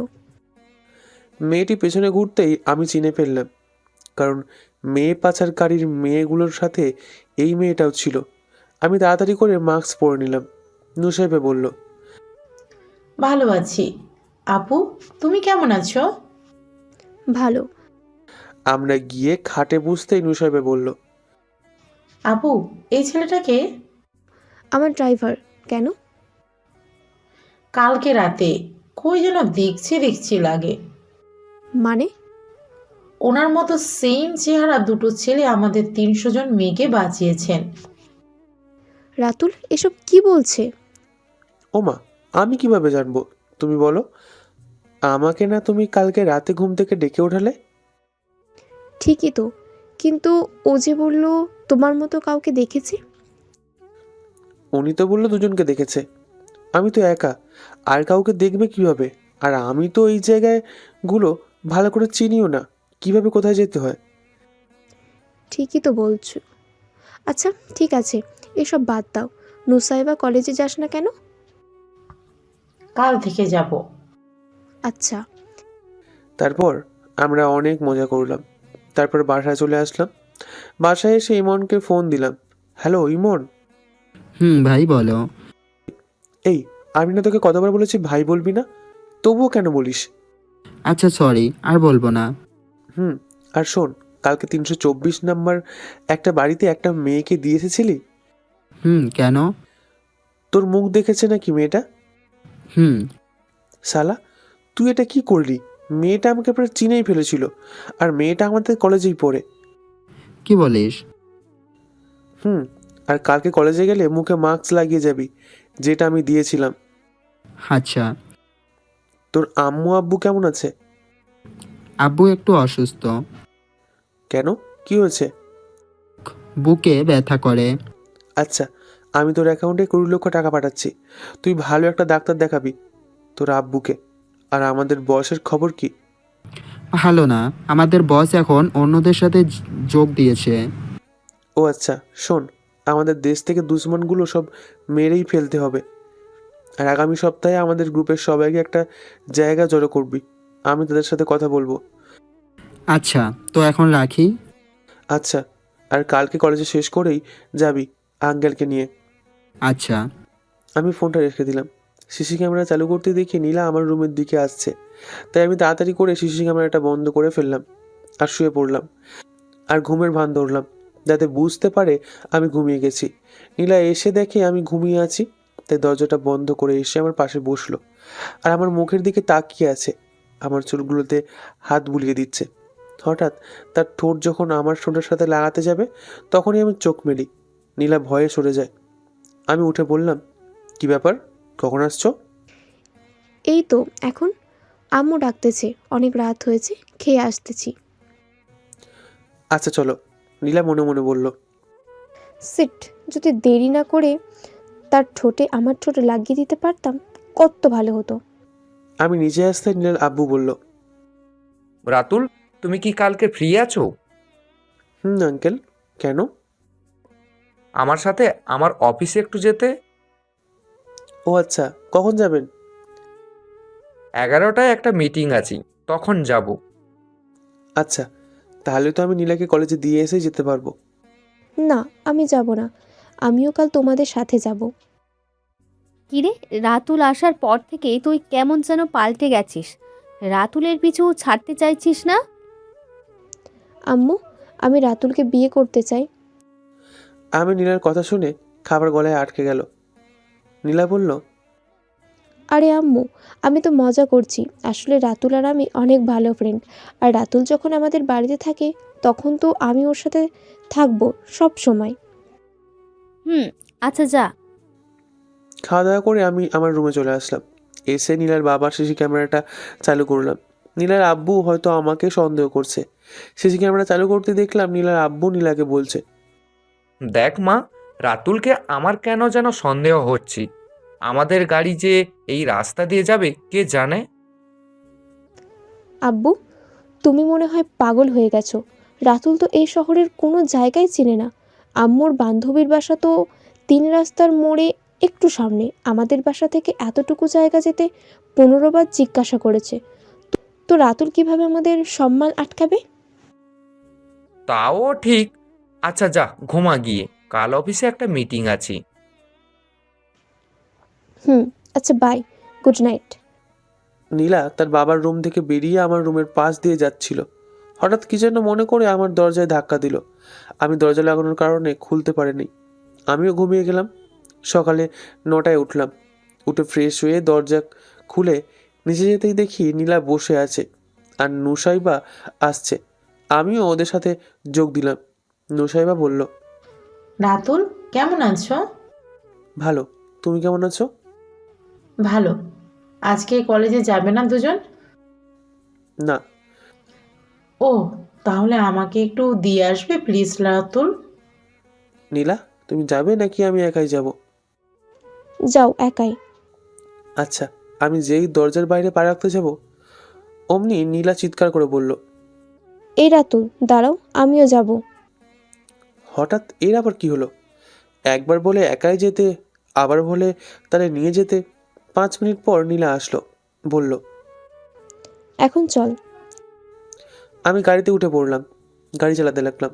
নুসাইবা বলল, রাতুল, তোমার গার্লফ্রেন্ড নাই? না। কেন? না, এমনি। গাড়ি চালিয়ে কলেজে চলে আসলাম। নুসাইবা, যাও, কলেজ এসে পড়ছি। আচ্ছা বাই। আমি গাড়ি ঘুরিয়ে বাড়ির পথে রওনা দিলাম। বাড়িতে এসে খাওয়া দাওয়া করে আমি, নীলার আব্বু আর নীলা চলে গেলাম অফিসে। অফিসের মিটিং করতে লাগলো নীলা আর নীলার আব্বু। আমি ঘুরে ঘুরে দেখতে লাগলাম। হঠাৎ আমার ফোন এলো। আমি ফোনটা বের করে দেখি ইমন ফোন করেছে। আমি ফোনটা রিসিভ করলাম। হ্যালো, বল। ভাই, আমাদের বস আমাদের সাথে বিশ্বাসঘাতকতা করেছে। আগামী সোমবারে RS শপিং মলে বম রাখবে। ওকে, তুই চিন্তা করিস না, আজকে সন্ধ্যায় আমি আসবো। এই বলে ফোনটা কেটে দিলাম। পেছন থেকে নীলা বলল, কোথায় যাবে? হুম হুম। আমার একটা বন্ধু আজকে আসবে, তার সাথে দেখা করতে যাব, আর ছোট বোনের জন্য কিছু কিনে দিব। ও আচ্ছা। তোমাদের মিটিং শেষ? হুম। বাড়ি যাবে কখন? এক্ষুনি যাব, চলো। আমরা চলে আসলাম বাসায়। বাসায় এসে আন্টির সাথে গল্প করতে লাগলাম। গল্প করতে করতে দুপুর 2টা বেজে গেছে। আন্টি বলল, যাও গিয়ে ফ্রেশ হয়ে এসো, খাওয়া দাওয়া করবে। আচ্ছা আন্টি। এই 2-3 দিনের পরিচয়ে আন্টি আমাকে তার ছেলে বানিয়ে ফেলেছে, সব সময় খেয়াল রাখে। আমি ফ্রেশ হয়ে আসলাম, এসে খাওয়া দাওয়া করে নিলাম। আন্টি বলল, রাতে রুমের দরজা খুলে ঘুমাবে, সকালে তোমাকে ডাকতে গেলে দরজা বন্ধ থাকে, তাই ডাকতে পারি না। আর আমার সাথে মার্কেটে যাবে কখন যাবেন আন্টি? একটু পর। নীলাকে জিজ্ঞেস করো তো নীলা যাবে কিনা। আচ্ছা।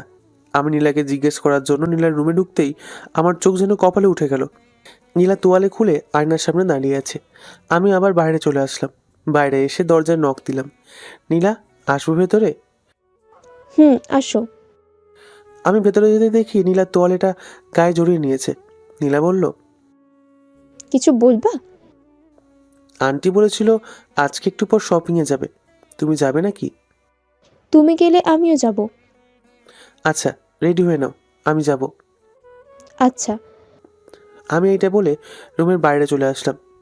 আমি ফ্রেশ হয়ে রেডি হয়ে নিচে চলে আসলাম। দেখলাম আন্টিও বসে আছে। আন্টি, নীলা আসেনি? না, ও এখনো রেডি হচ্ছে। তুমি গিয়ে দেখো তো ও এত দেরি লাগছে কেন। আচ্ছা আন্টি। এই বলে আমি নীলার রুমে চলে আসলাম। নীলা, তোমার এখনো হয়নি? জামার হুকগুলো লাগাতে পারছি না, একটু লাগিয়ে দাও। আচ্ছা। আমি নীলার হুকগুলো লাগিয়ে দিলাম। হঠাৎ দেখতে পেলাম নীলার ঘাড়ে একটা তিল। নীলার অনেক জায়গায় তিল আছে। হয়েছে, এখন চলো। হুম, চলো। আমি আর নীলা চলে গেলাম নিচে। নিচে যেতে দেখি পরিবারের সবাই বসে আছে। আঙ্কেল, আপনিও যাবেন নাকি? তোমার আন্টি আমাকে অফিস থেকে ফোন করে এনেছে। তাহলে তো ভালোই হলো। আমরা সবাই গাড়িতে উঠলাম, গাড়ি চালাতে লাগলাম, আর টুকটাক কথা বলছে। আমি শপিং মলের সামনে এসে গাড়িটা থামাতেই নীলার বাবা বলল, রাতুল, তুমি এই শপিং মল চিনো কিভাবে? 2 দিন আগে নীলা আমাকে নিয়ে এসেছিল এই শপিং মলে। ও আচ্ছা, চলো। আমরা সবাই ভেতরে চলে গেলাম। ভেতরে গিয়ে সবাই কিনতে লাগলো, আর আমি এক কোণায় বসে ফোন টিপছি। হঠাৎ নীলা ডাক দিয়ে বলল, এই রাতুল, এইদিকে আসো। আমি কাছে গেলাম। কি, বলো। দেখো তো, এই পায়েলটা কি সুন্দর না? সুন্দর, কিন্তু অনেক দাম। এর চেয়ে সুন্দর পায়েল আমি তোমাকে এনে দিব রাতে। এটা নিতে হবে না। আচ্ছা। এরপরে আমরা সবাই শপিং করে চলে আসলাম একটা দোকানে, একটা ল্যাপটপ কেনার জন্য। আমার। নীলা, দেখো তো কোনটা ভালো হবে। ওকে। নীলা 5 মিনিট পর বলল, এই নাও এটা, এটা ভালো, আমিও ব্যবহার করি। আমি নীলার দেওয়া কম্পিউটারটা ভালো করে দেখলাম। এটা খুব সহজে হ্যাক করা যাবে। আমিও নীলার থেকে বুদ্ধিতে কম না, আমিও এটা নিয়ে নিলাম। পরে পুরো বিল মিটিয়ে বাসায় চলে আসলাম। বাসায় এসে সবাই সবার রুমে চলে গেল। আমি ল্যাপটপ নিয়ে ইন্টারনেট কানেক্টিভ করে আমি নিজেই একটা ওয়েবসাইট বানিয়ে নিলাম, কারণ এই ওয়েবসাইট থাকলে কেউ আর হ্যাক করতে পারবে না। আমি ওয়েবসাইট বানিয়ে ফ্রেশ হয়ে দরজা খুলে যেই বাইরে যাব অমনি কারোর সাথে ধাক্কা লেগে পড়ে গেলাম। আমি তাকিয়ে দেখে নীলা নিচে পড়ে আছে। আমি গিয়ে উঠিয়ে বললাম, ব্যথা পাও নাই তো নীলা?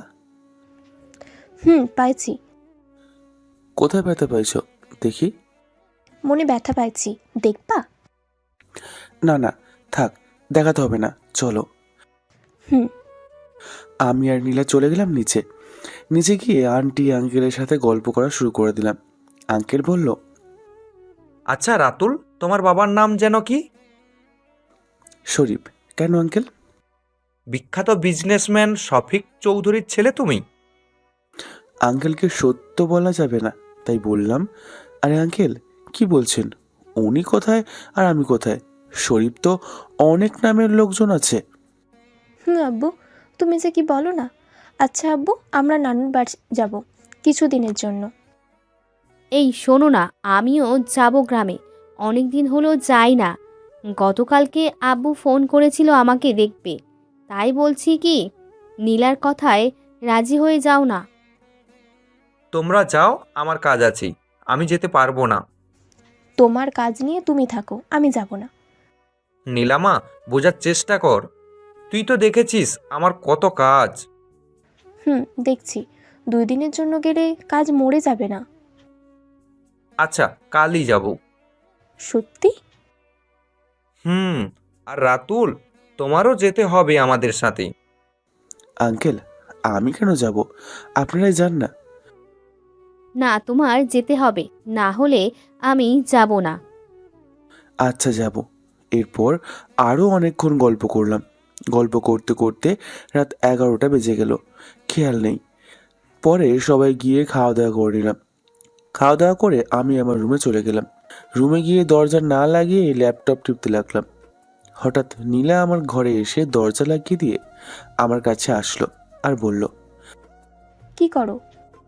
আমি নীলাকে দেখে তাড়াতাড়ি করে ল্যাপটপের কাজ বন্ধ করে গানের ফাইল ঢুকে একটা গান চালু করলাম আর গানের সাউন্ডটা কমিয়ে দিলাম। নীলা এসে ল্যাপটপ ঘুরিয়ে দেখে আমি গান শুনছি। নীলা যাও, ঘুমোতে যাও, আবার তো সকালে উঠতে হবে। না, আজকে আমি তোমার এখানেই ঘুমাবো। না, আমার এখানে ঘুমাতে পারবে না, কারণ আমি রাতে কি করি আমি নিজেই জানি না, আবার ওইগুলো করে ফেলতে পারি। তাই বলছি তোমার রুমে যাও।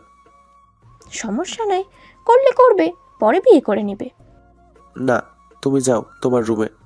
না, আমি সোফায় শোবো, তবুও যাব না আজকে। এই মেয়ে দেখছি আজকে আমার রুমেই ঘুমানোর সব ঠিকঠাক করে রেখেছে।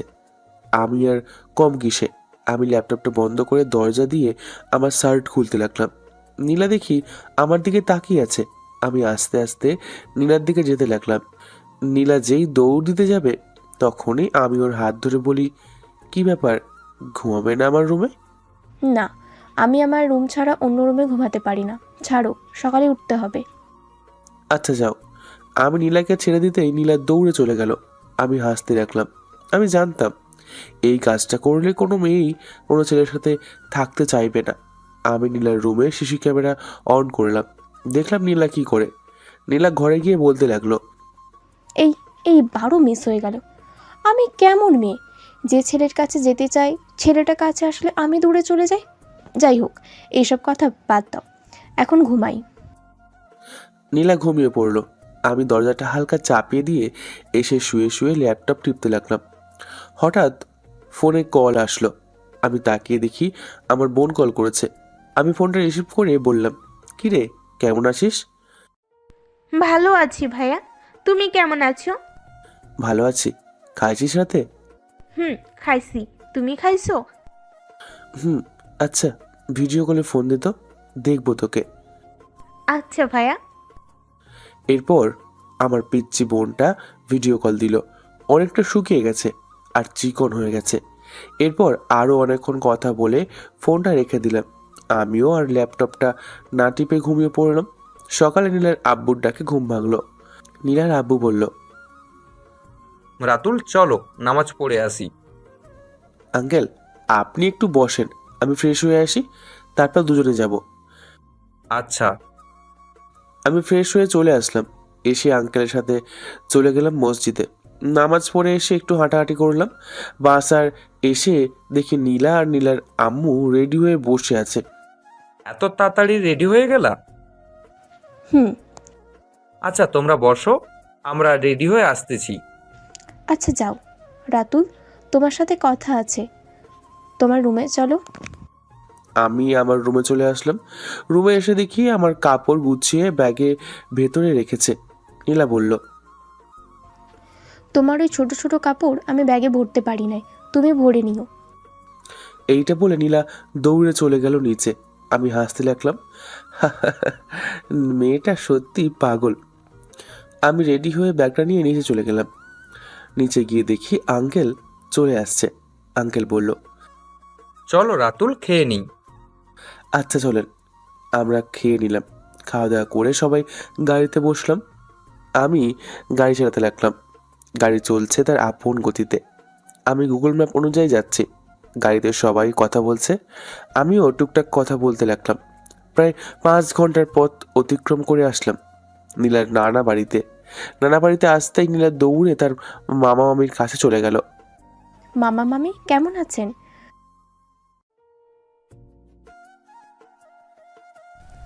এতদিন পর আমাদের কথা মনে পড়লো। কলেজে থাকার কারণে আসতে পারি নাই, এখন তো এসেছি। এখন চল ভিতরে। আমরা সবাই ভেতরে চলে গেলাম। ভেতরে গিয়ে দেখি এটা বাড়ি না রাজপ্রাসাদ। কি অবাক হচ্ছ? এটা তো রাজপ্রাসাদ থেকে কম না। আমার নানা এই গ্রামের জমিদার, আমাদের অনেক জমি আছে। ও আচ্ছা। বড় মামা আমাদের রুমটা যদি দেখিয়ে দিতে আমরা ফ্রেশ হয়ে আসতাম। নীলা, এই ছেলেটাকে? এইটা আমার ফ্রেন্ড আর আমার গাড়ির ড্রাইভার। ও আচ্ছা, চল। তারপর নীলার মামা আমাদের 2 তলায় এনে আমাদের রুমটা দেখিয়ে দিল। আমি গিয়ে ফ্রেশ হয়ে নিলাম। ফ্রেশ হয়ে এসে দেখি নীলা আমার ল্যাপটপটা বের করে লক খোলার চেষ্টা করছে। রাতুল, এটার লক কি? এটার লক নেই, আমার ফিঙ্গার ছাড়া খুলবে না। ও আচ্ছা, এখন রেস্ট নাও, বিকালে ঘুরতে যাব। আচ্ছা। আমি বিছানায় শুয়ে পড়লাম। নীলা চলে গেল। বিকাল 4টে বাজে। হঠাৎ একটা মেয়ে এসে আমাকে ডাকতে লাগলো আমার নাম ধরে। এই যে, হ্যালো মিস্টার, আপনি আমার রুমে ঘুমাচ্ছেন কেন? আর আপনি কে? আমি নীলার ফ্রেন্ড। ও, আপনি আপুর ফ্রেন্ড? আচ্ছা, আপনি শুয়ে থাকেন, পরে কথা হবে। আমি আবার ঘুমিয়ে গেলাম। শরীর ক্লান্ত থাকার কারণে ঘুমিয়ে গেলাম। সকালে ঘুমিয়ে আছি, হঠাৎ মনে হলো আমার শরীরের উপর পানি পড়ছে। আমি লাফ দিয়ে উঠে পড়লাম। দেখি নীলা আর তাবাসুম দাঁড়িয়ে হাসছে। আমি বললাম, এ কি করলে? সকাল সকাল আমার ঘুমটা নষ্ট করে দিলে, আবার আমাকে গোসল করিয়ে দিলে। ঘড়িতে তাকিয়ে দেখ তো কয়টা বাজে। আমি ঘড়িতে দেখি প্রায় 1টা বাজতে চলেছে। আমি বললাম, তোমরা আমাকে আরো আগে ডাক দিবা না? আম্মু মানা করেছে, তাই আর ডাকতে দেই নাই। আচ্ছা, গোসল যখন করে ফেলেছো, যাও একবার ফ্রেশ হয়ে নিচে আসো। আচ্ছা, তোমরা যাও, আমি আসছি। ভাইয়া, একটা কথা। বলো। ভাইয়া, আপনার প্যান্টের চেন খোলা। নীলা আর তাবাসুম হাসতে হাসতে চলে গেল। আমি নিচের দিকে তাকিয়ে দেখি চেন তো বন্ধই আছে। ওরা মজা করেছে। আমি আর কিছু না ভেবে ভেতরে চলে গেলাম। ওয়াশরুমে গিয়ে ফ্রেশ হয়ে চলে আসলাম। ফ্রেশ হয়ে নিচে গেলাম। নিচে গিয়ে দেখি আঙ্কেল, আন্টি, নীলার বড় মামা, বড় মামার বউ আর একজন বসে গল্প করছে। আমাকে দেখে আন্টি বলল, আরে রাতুল, এখন উঠেছো? না, আরও আগে উঠেছি। দুপুর হয়ে গেছে, তাই ফ্রেশ হয়ে নিচে আসলাম আপনাদের সাথে গল্প করতে। তাহলে আসো, এইখানে বসো। আমি গিয়ে বসে পড়লাম। বসতেই নীলের বড় মামা বলল, আচ্ছা রাতুল, তোমার আন্টির কাছে তো সব শুনলাম, তোমাকে একটা গিফট দিব, নিবা তো? আপনারা খুশি হয়ে দিয়ে দিলে নিব না কেন? নীলের বড় মামা আমার হাতে একটা গাড়ির চাবি ধরিয়ে দিল। আমি বললাম, আঙ্কেল, এটা কিসের জন্য? এই নাও, এইটা তোমার গিফট। এটা আমার মেয়ে আর নীলার জন্য গাড়ি দিলাম। তুমি ওদেরকে কলেজে নিয়ে যাবে আর নিয়ে আসবে। আর এই নাও ড্রাইভিং লাইসেন্স আর 1 লক্ষ টাকা, এইগুলো সব তোমার। ধন্যবাদ আঙ্কেল। মামা, আজকে আমি তাবাসুম আর রাতুলকে পুরো গ্রামটা ঘোরাবো। আচ্ছা ঘুরিস। আর বাহিরে আমাদের ট্রাক আছে, ওইটা বিকালে নিয়ে যাবি তোদের সাথে। আর 4টার পর বের হবি। এর আগে অনেক রোদ থাকে। আচ্ছা। আচ্ছা ভাই, আব্বু আম্মু চলো খেয়ে নিই সবাই, পরে আবার গল্প করা যাবে। আচ্ছা চল। এরপর সবাই খেয়ে নিলাম। খাওয়া দাওয়া শেষ করে চলে আসলাম রুমে এসে দরজা বন্ধ করে ল্যাপটপে কাজ করছি। হঠাৎ দরজায় ঠক ঠক আওয়াজ শুনে ল্যাপটপটা রেখে দরজাটা খুলে দিলাম। খুলতে দেখি তাবাসুম দাঁড়িয়ে আছে। কি বলবে তাবাসুম? না, রুমে আসতে পারি? আসো। এরপর রুমে আসলো আর আমার ফোন নিয়ে কি যেন খুঁজতে লাগলো। কি খুঁজছো? তোমার ফোন নাম্বার বের করা যায় না কেন? তুমি নাম্বার পাবে না, আমি বলি, তুমি নাম্বারটা তুলো। ওকে। 011, এটা হলো আমার নাম্বার। এই 3 সংখ্যার নাম্বার কিভাবে হয়? আমার সাথে মজা করছো তাই না? না, তুমি ফোন দিয়ে দেখো। সত্যি তো, এটা তোমার ফোন নাম্বার। আচ্ছা, তুমি কি কারোর সাথে রিলেশন করো? না, আমি রিলেশন করি না। তুমি? আমিও করি না, কিন্তু এখন একজনকে দেখে খুব পছন্দ হয়ে গেছে। ও তাই? কাকে? এখন বলবো না, পরে বলবো। আচ্ছা, তোমার ইচ্ছে। আচ্ছা, ঘুরতে যাওয়ার সময় আমাকে ডাক দিবে। আমি এখন ঘুমাই একটু। না, আমি ঘুমাবো তোমার সাথে? তুমি কি পাগল হয়ে গেছো? আমরা ফ্রেন্ড। আর নীলাকে ডাক দাও। নীলা আপুকে লাগবে কেন? আমি আছি না।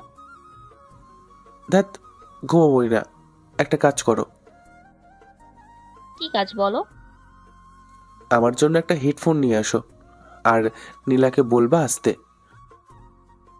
ওকে, আমি এই যাচ্ছি, এই আসছি। আমি দরজাটা লাগিয়ে দিয়ে ঘুমিয়ে পড়লাম। বিকেলে নীলার দরজা ধাক্কা নিতে আমার ঘুম ভাঙলো। আমি গিয়ে দরজা খুলে দিতে নীলা বলল, কি হয়েছে রাতুল তোমার? কিছু না, ঘুমিয়েছিলাম, তাই হয়তো শুনতে পাইনি।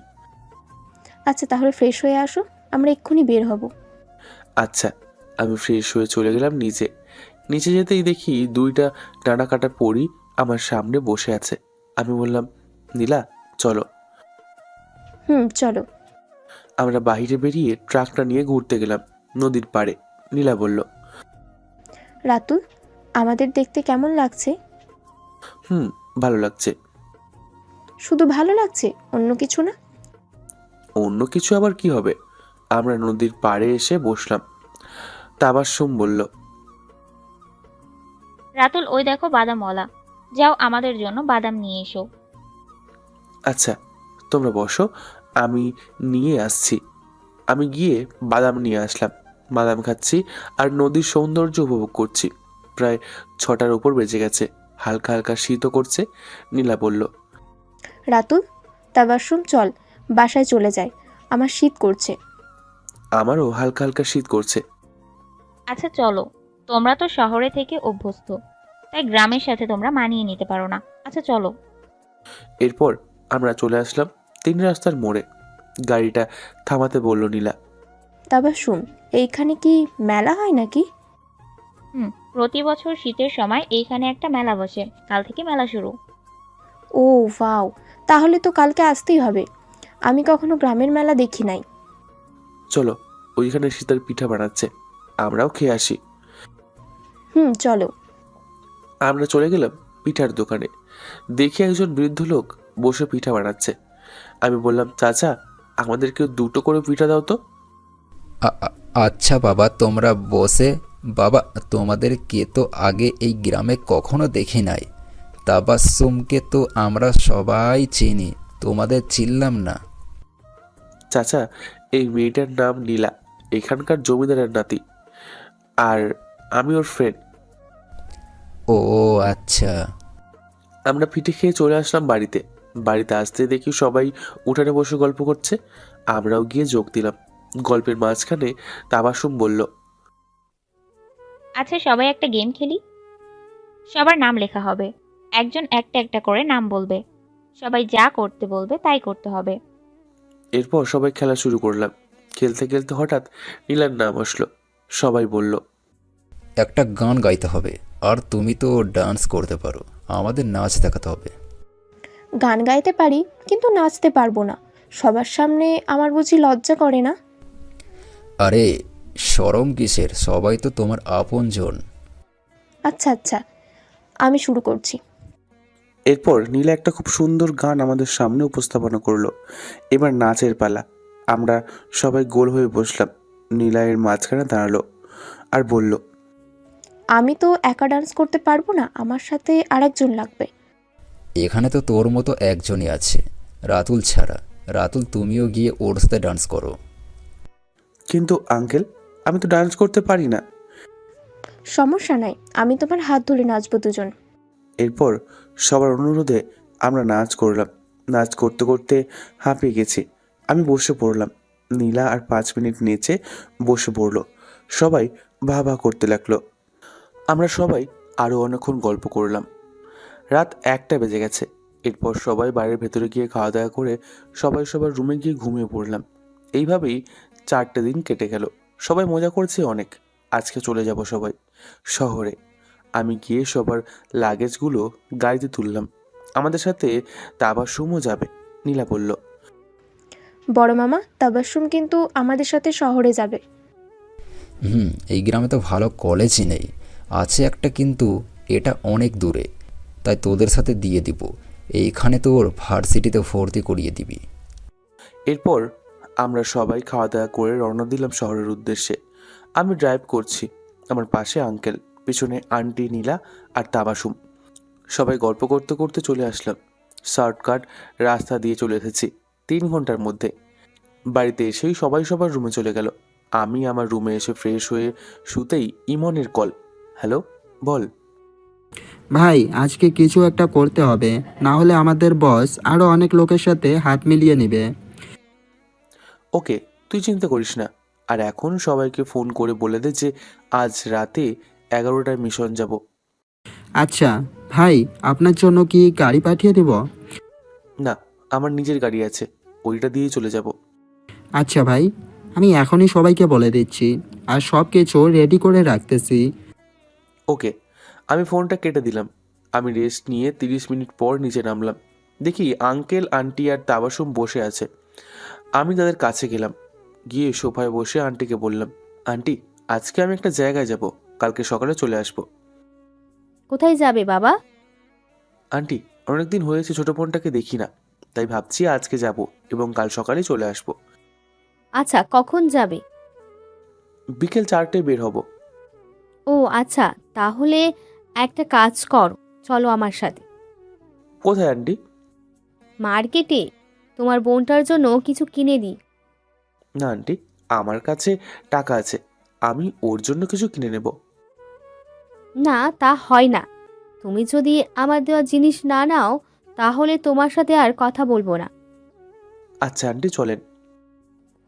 চলো। খালামণি, আমিও যাব শপিংয়ে। আচ্ছা, আয়। এরপর আমরা মার্কেটে চলে গেলাম।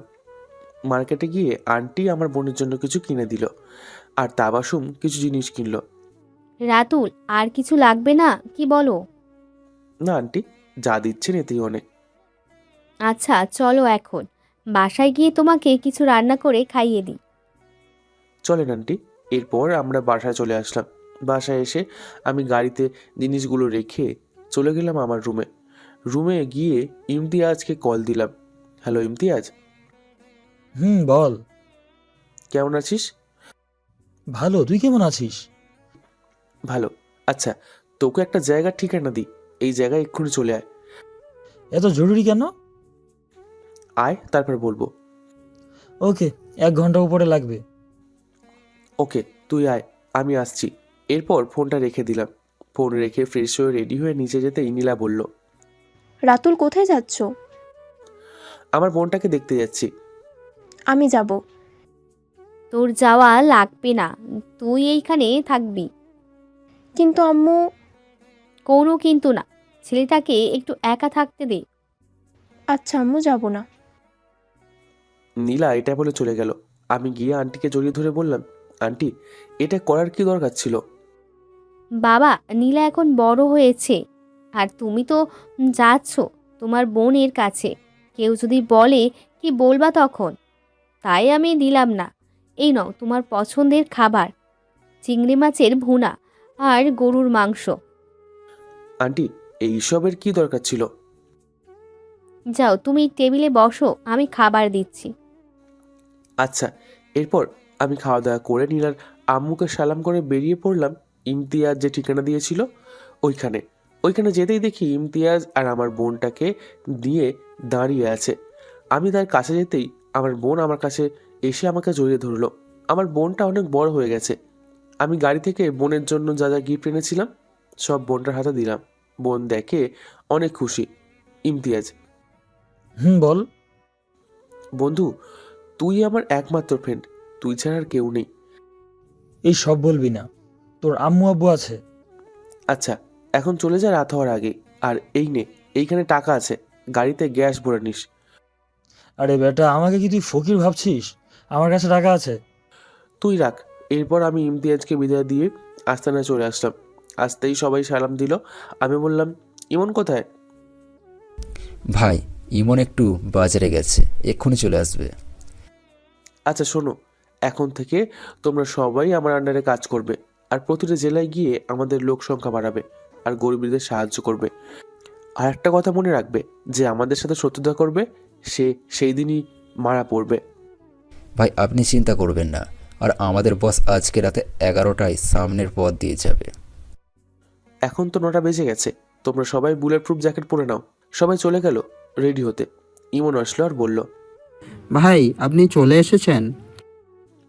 তোকে কতবার বলেছি আমাকে ভাই ডাকবি না, তবুও কেন ডাকিস? আচ্ছা, আর ডাকবো না। এই নে তো সব কিছু। আমি ইমনের কাছে থেকে সব নিলাম। যা, তুই রেডি হয়ে নে। আচ্ছা। এরপর সবাই রেডি হয়ে নিল, আমিও রেডি হয়ে গেলাম। ঘড়িতে তাকিয়ে দেখি 9:50 বাজে। ইমন, শোন, বল। সবার জন্য খাবার আনা হয়েছে। হুম। চল সবাইকে নিয়ে খেয়ে নি। আচ্ছা। এরপর সবাইকে নিয়ে খেয়ে নিলাম, খাওয়া দাওয়া করে জিরিয়ে নিলাম। সবাইকে নিয়ে বাইরে চলে আসলাম। বাইরে আসতেই সবাই সবার জায়গায় চলে গেল। ইমন, তৌফিক, রবিন, তোরা যা আর স্নাইপার ভালো করে গুলি ভরে নে। আর সবাইকে ব্লুটো দিয়েছিস তো? সবার কাছে আছে। আর এই নে, এটা দিয়ে সবার কাছে যোগাযোগ করা যাবে। দে। এরপর ইমন, তৌফিক, রবিন চলে গেল তাদের জায়গা মতো। আমি একটা সিগারেট ধরলাম, গাছের সাথে হেলান দিয়ে দাঁড়িয়ে আছি। এখান থেকে দেখা যাচ্ছে ব্রিজ দিয়ে 15টা গাড়ি আসছে। আমি সবাইকে বলে দিলাম সবাইকে সাবধান হতে। আমি গিয়ে রাস্তায় শুয়ে পড়লাম। গাড়ি আমার কাছে এসে থেমে গেল। ড্রাইভার এসে আমাকে ধাক্কা দিতেই আমি উঠে দাঁড়িয়ে গেলাম। দাঁড়িয়ে মাথায় পিস্তল ঠেকিয়ে বললাম, যা গাড়িতে বস, জীবনের মায়া থাকলে। ড্রাইভার চলে গেল গাড়িতে। আমি সবাইকে বললাম, ফায়ার। সবাই ফায়ার করতে শুরু করলো। গাড়ি থেকে অনেক লোক বেরিয়ে এসে আমাদেরকে গুলি করতে লাগলো। আমাদের সারা শরীরে বুলেট প্রুফ জ্যাকেট থাকার কারণে কিছু হচ্ছে না।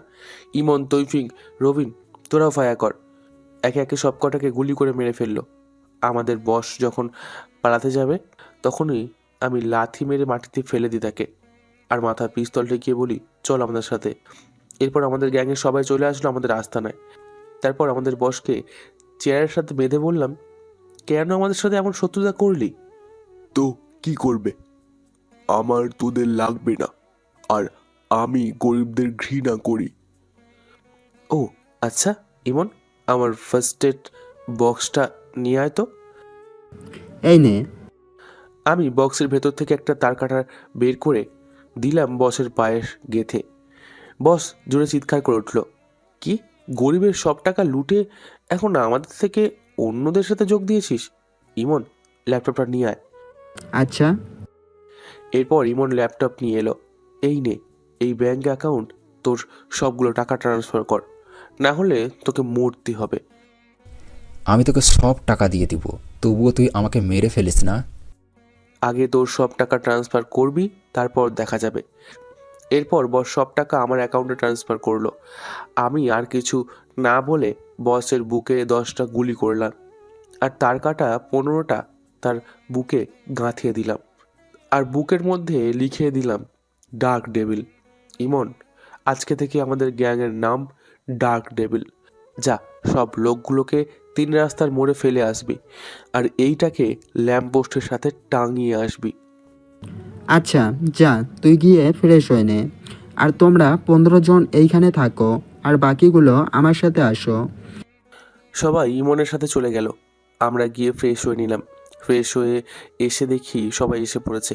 আমি ঘুরতে তাকিয়ে দেখি 3:54 বাজে। ইমন, যা, তোরা সবাই গিয়ে ফ্রেশ হয়ে আয়, তোদের সাথে কথা আছে। আচ্ছা। এরপর ইমন সহ সবাই ফ্রেশ হয়ে আসলো। আমি তোদের সবার অ্যাকাউন্টে টাকা পাঠিয়ে দিচ্ছি, আর একটা কোম্পানি খুলবো গরিবদের জন্য। তোমরা কি বলো? বস, ভালোভাবে খুলেন। আর তোমাদের যা টাকা দিব সব টাকা গরিবদের দিবেন। আর আপনাদের বেতন প্রতি মাসে মাসে পেয়ে যাবেন। আর প্রতিটি জেলায় আমাদের গ্যাংয়ের নাম শুনতে চাই। বস, আপনি কোনো চিন্তা করবেন না। আমরা আমাদের গ্যাংয়ের নাম পুরো শহরে সবার মুখে থাকবে, আর সমাজ থেকে মাদক, ড্রাগস এই সব তুলে নিব আমরা। ওকে, আর তোমরা সবাই বাড়িতে চলে যাও এখন। এইখানে থাকলে সবাই ধরা পড়ে যাব। আচ্ছা বস। এরপর সবাই চলে গেল বাড়িতে। আমি, ইমন, তৌফিক আর রবিনকে নিয়ে চলে আসলাম 5 স্টার হোটেলে। সকাল হতেই আমরা বেরিয়ে পড়লাম আমাদের বাড়ির উদ্দেশ্যে। আমি বাড়িতে গিয়ে কলিং বেল দিতেই আন্টি এসে দরজা খুলে দিল। আন্টি, 3 রাস্তার মোড়ে দেখে আসলাম পুলিশ আর সারা এলাকার লাশ আর রক্ত। আমরাও খবরে দেখলাম নতুন গ্যাং বের হয়েছে, নাম ড্রাগ ডেভিল। ও আচ্ছা, তো মনে হয় কলেজও বন্ধ থাকবে। তুমি ফ্রেশ হয়ে এসে খেয়ে নাও। আচ্ছা।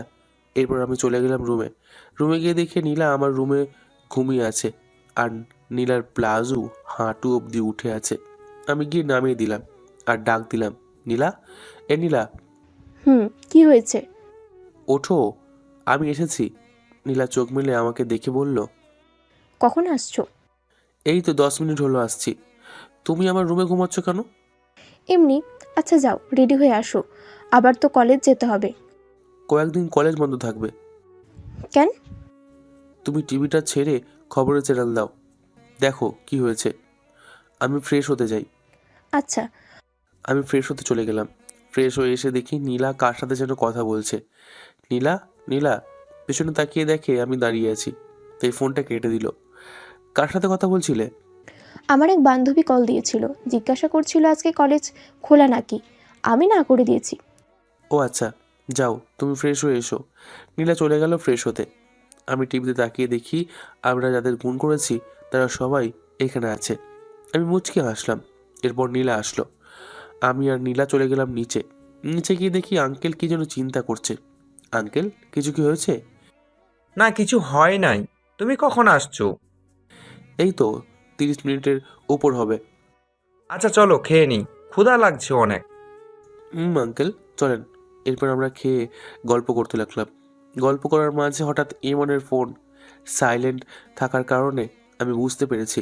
আমি বললাম, আন্টি আপনারা গল্প করেন, আমি ওয়াশরুম থেকে আসছি। আচ্ছা যাও। আমি চলে আসলাম আমার রুমে। রুমে এসে ইমনকে ফোন দিলাম। বল। একটা কোম্পানি পেয়েছি যেটা বিক্রি করে দেবে। কোম্পানিতে সব কিছু আছে, প্রায় 7,000 মানুষ কাজ করতে পারবে। কত টাকা চাইছে? 2,90,00,000 টাকা চাইছে। ওকে, আমি বিকেলে আসবো।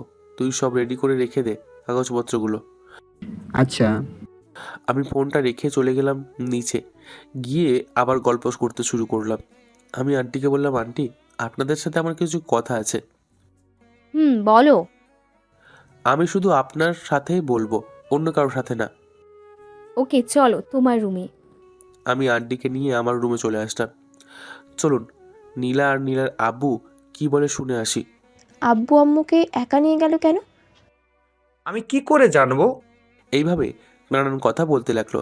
আমি আন্টিকে বললাম, আন্টি আমার কিছু টাকার প্রয়োজন ছিল, যদি একটু সাহায্য করতেন 3 মাস পর আবার ফিরিয়ে দেব।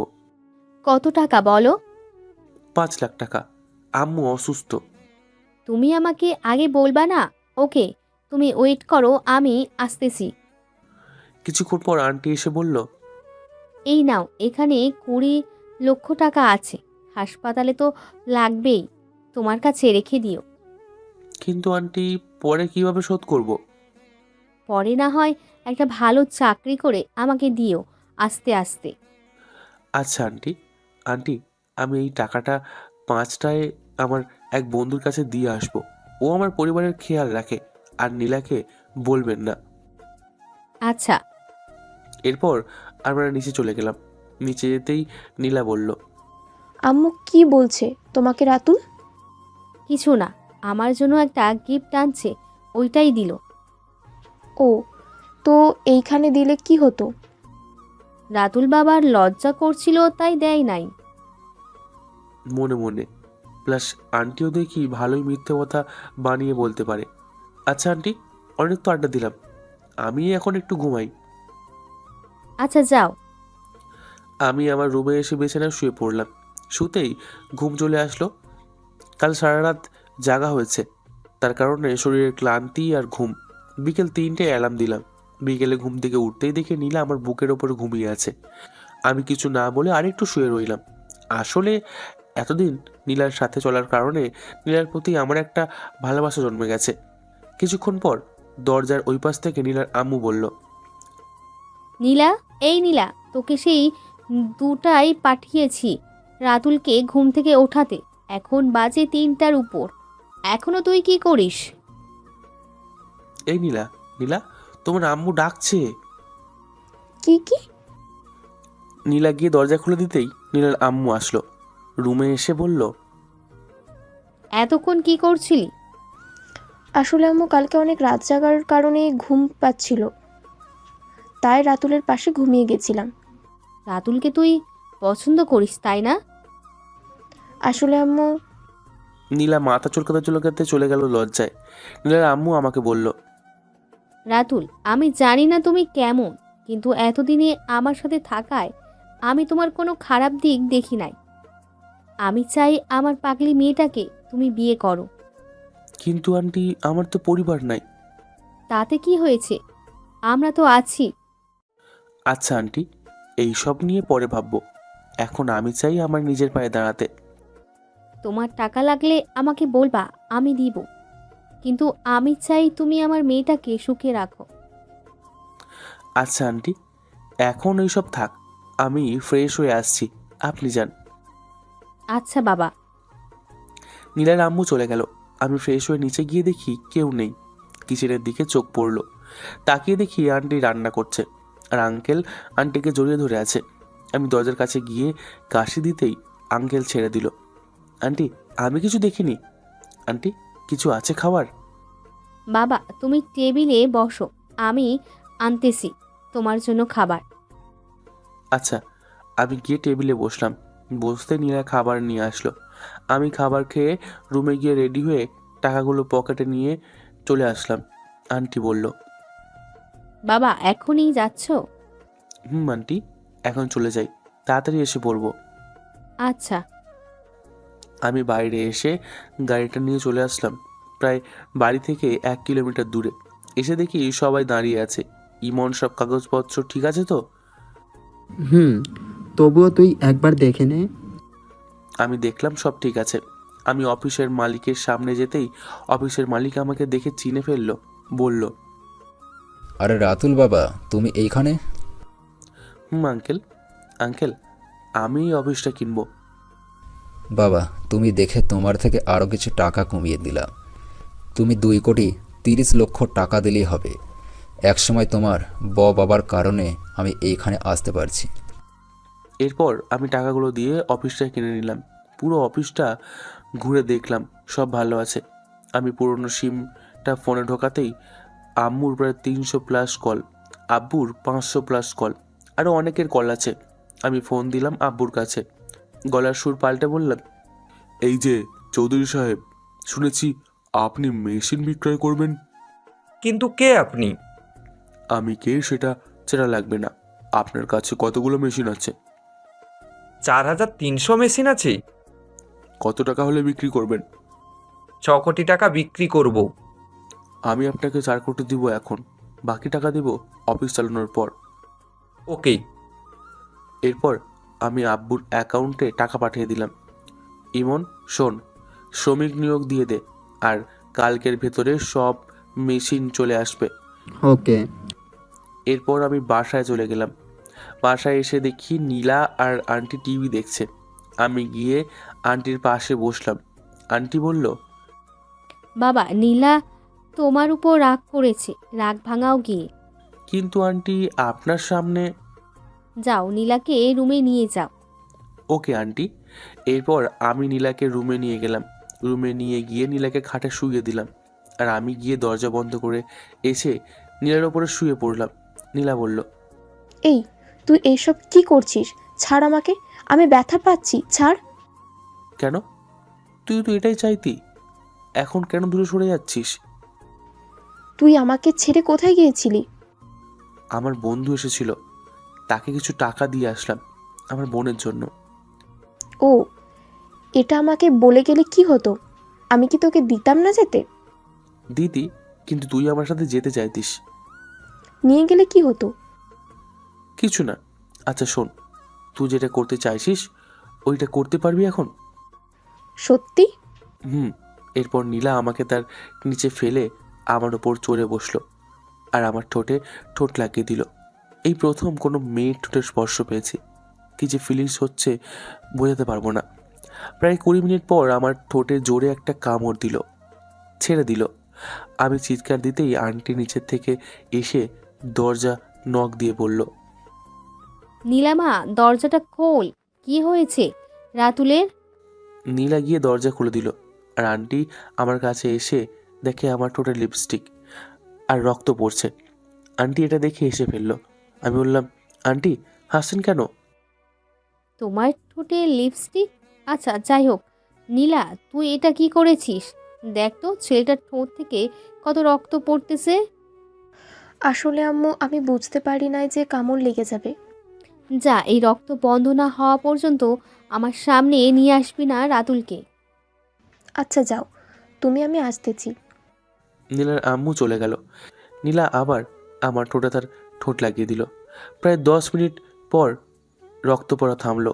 নীলা বলল, যাও, গিয়ে ফ্রেশ হয়ে আসো। ওকে। আমি গিয়ে ফ্রেশ হয়ে আসলাম। নীলাকে নিয়ে চলে গেলাম নিচে। নিচে গিয়ে দেখি আন্টি কফি খাচ্ছে। আমাকে দেখে বলল, রক্ত পড়া কমেছে? হুম। নীলা, কিচেনে দেখ গিয়ে কফি আছে, যা নিয়ে আয়। আচ্ছা আম্মু। এরপর নীলা চলে আসলো কফি নিয়ে। আমরা কফি খাচ্ছি আর কথা বলছি। দেখতে দেখতে 7 বছর কেটে গেল। 7 বছর পর। হ্যালো রাতুল। হুম, বল। ভাই, তোর বোনের বিয়ে আগামী সপ্তাহ।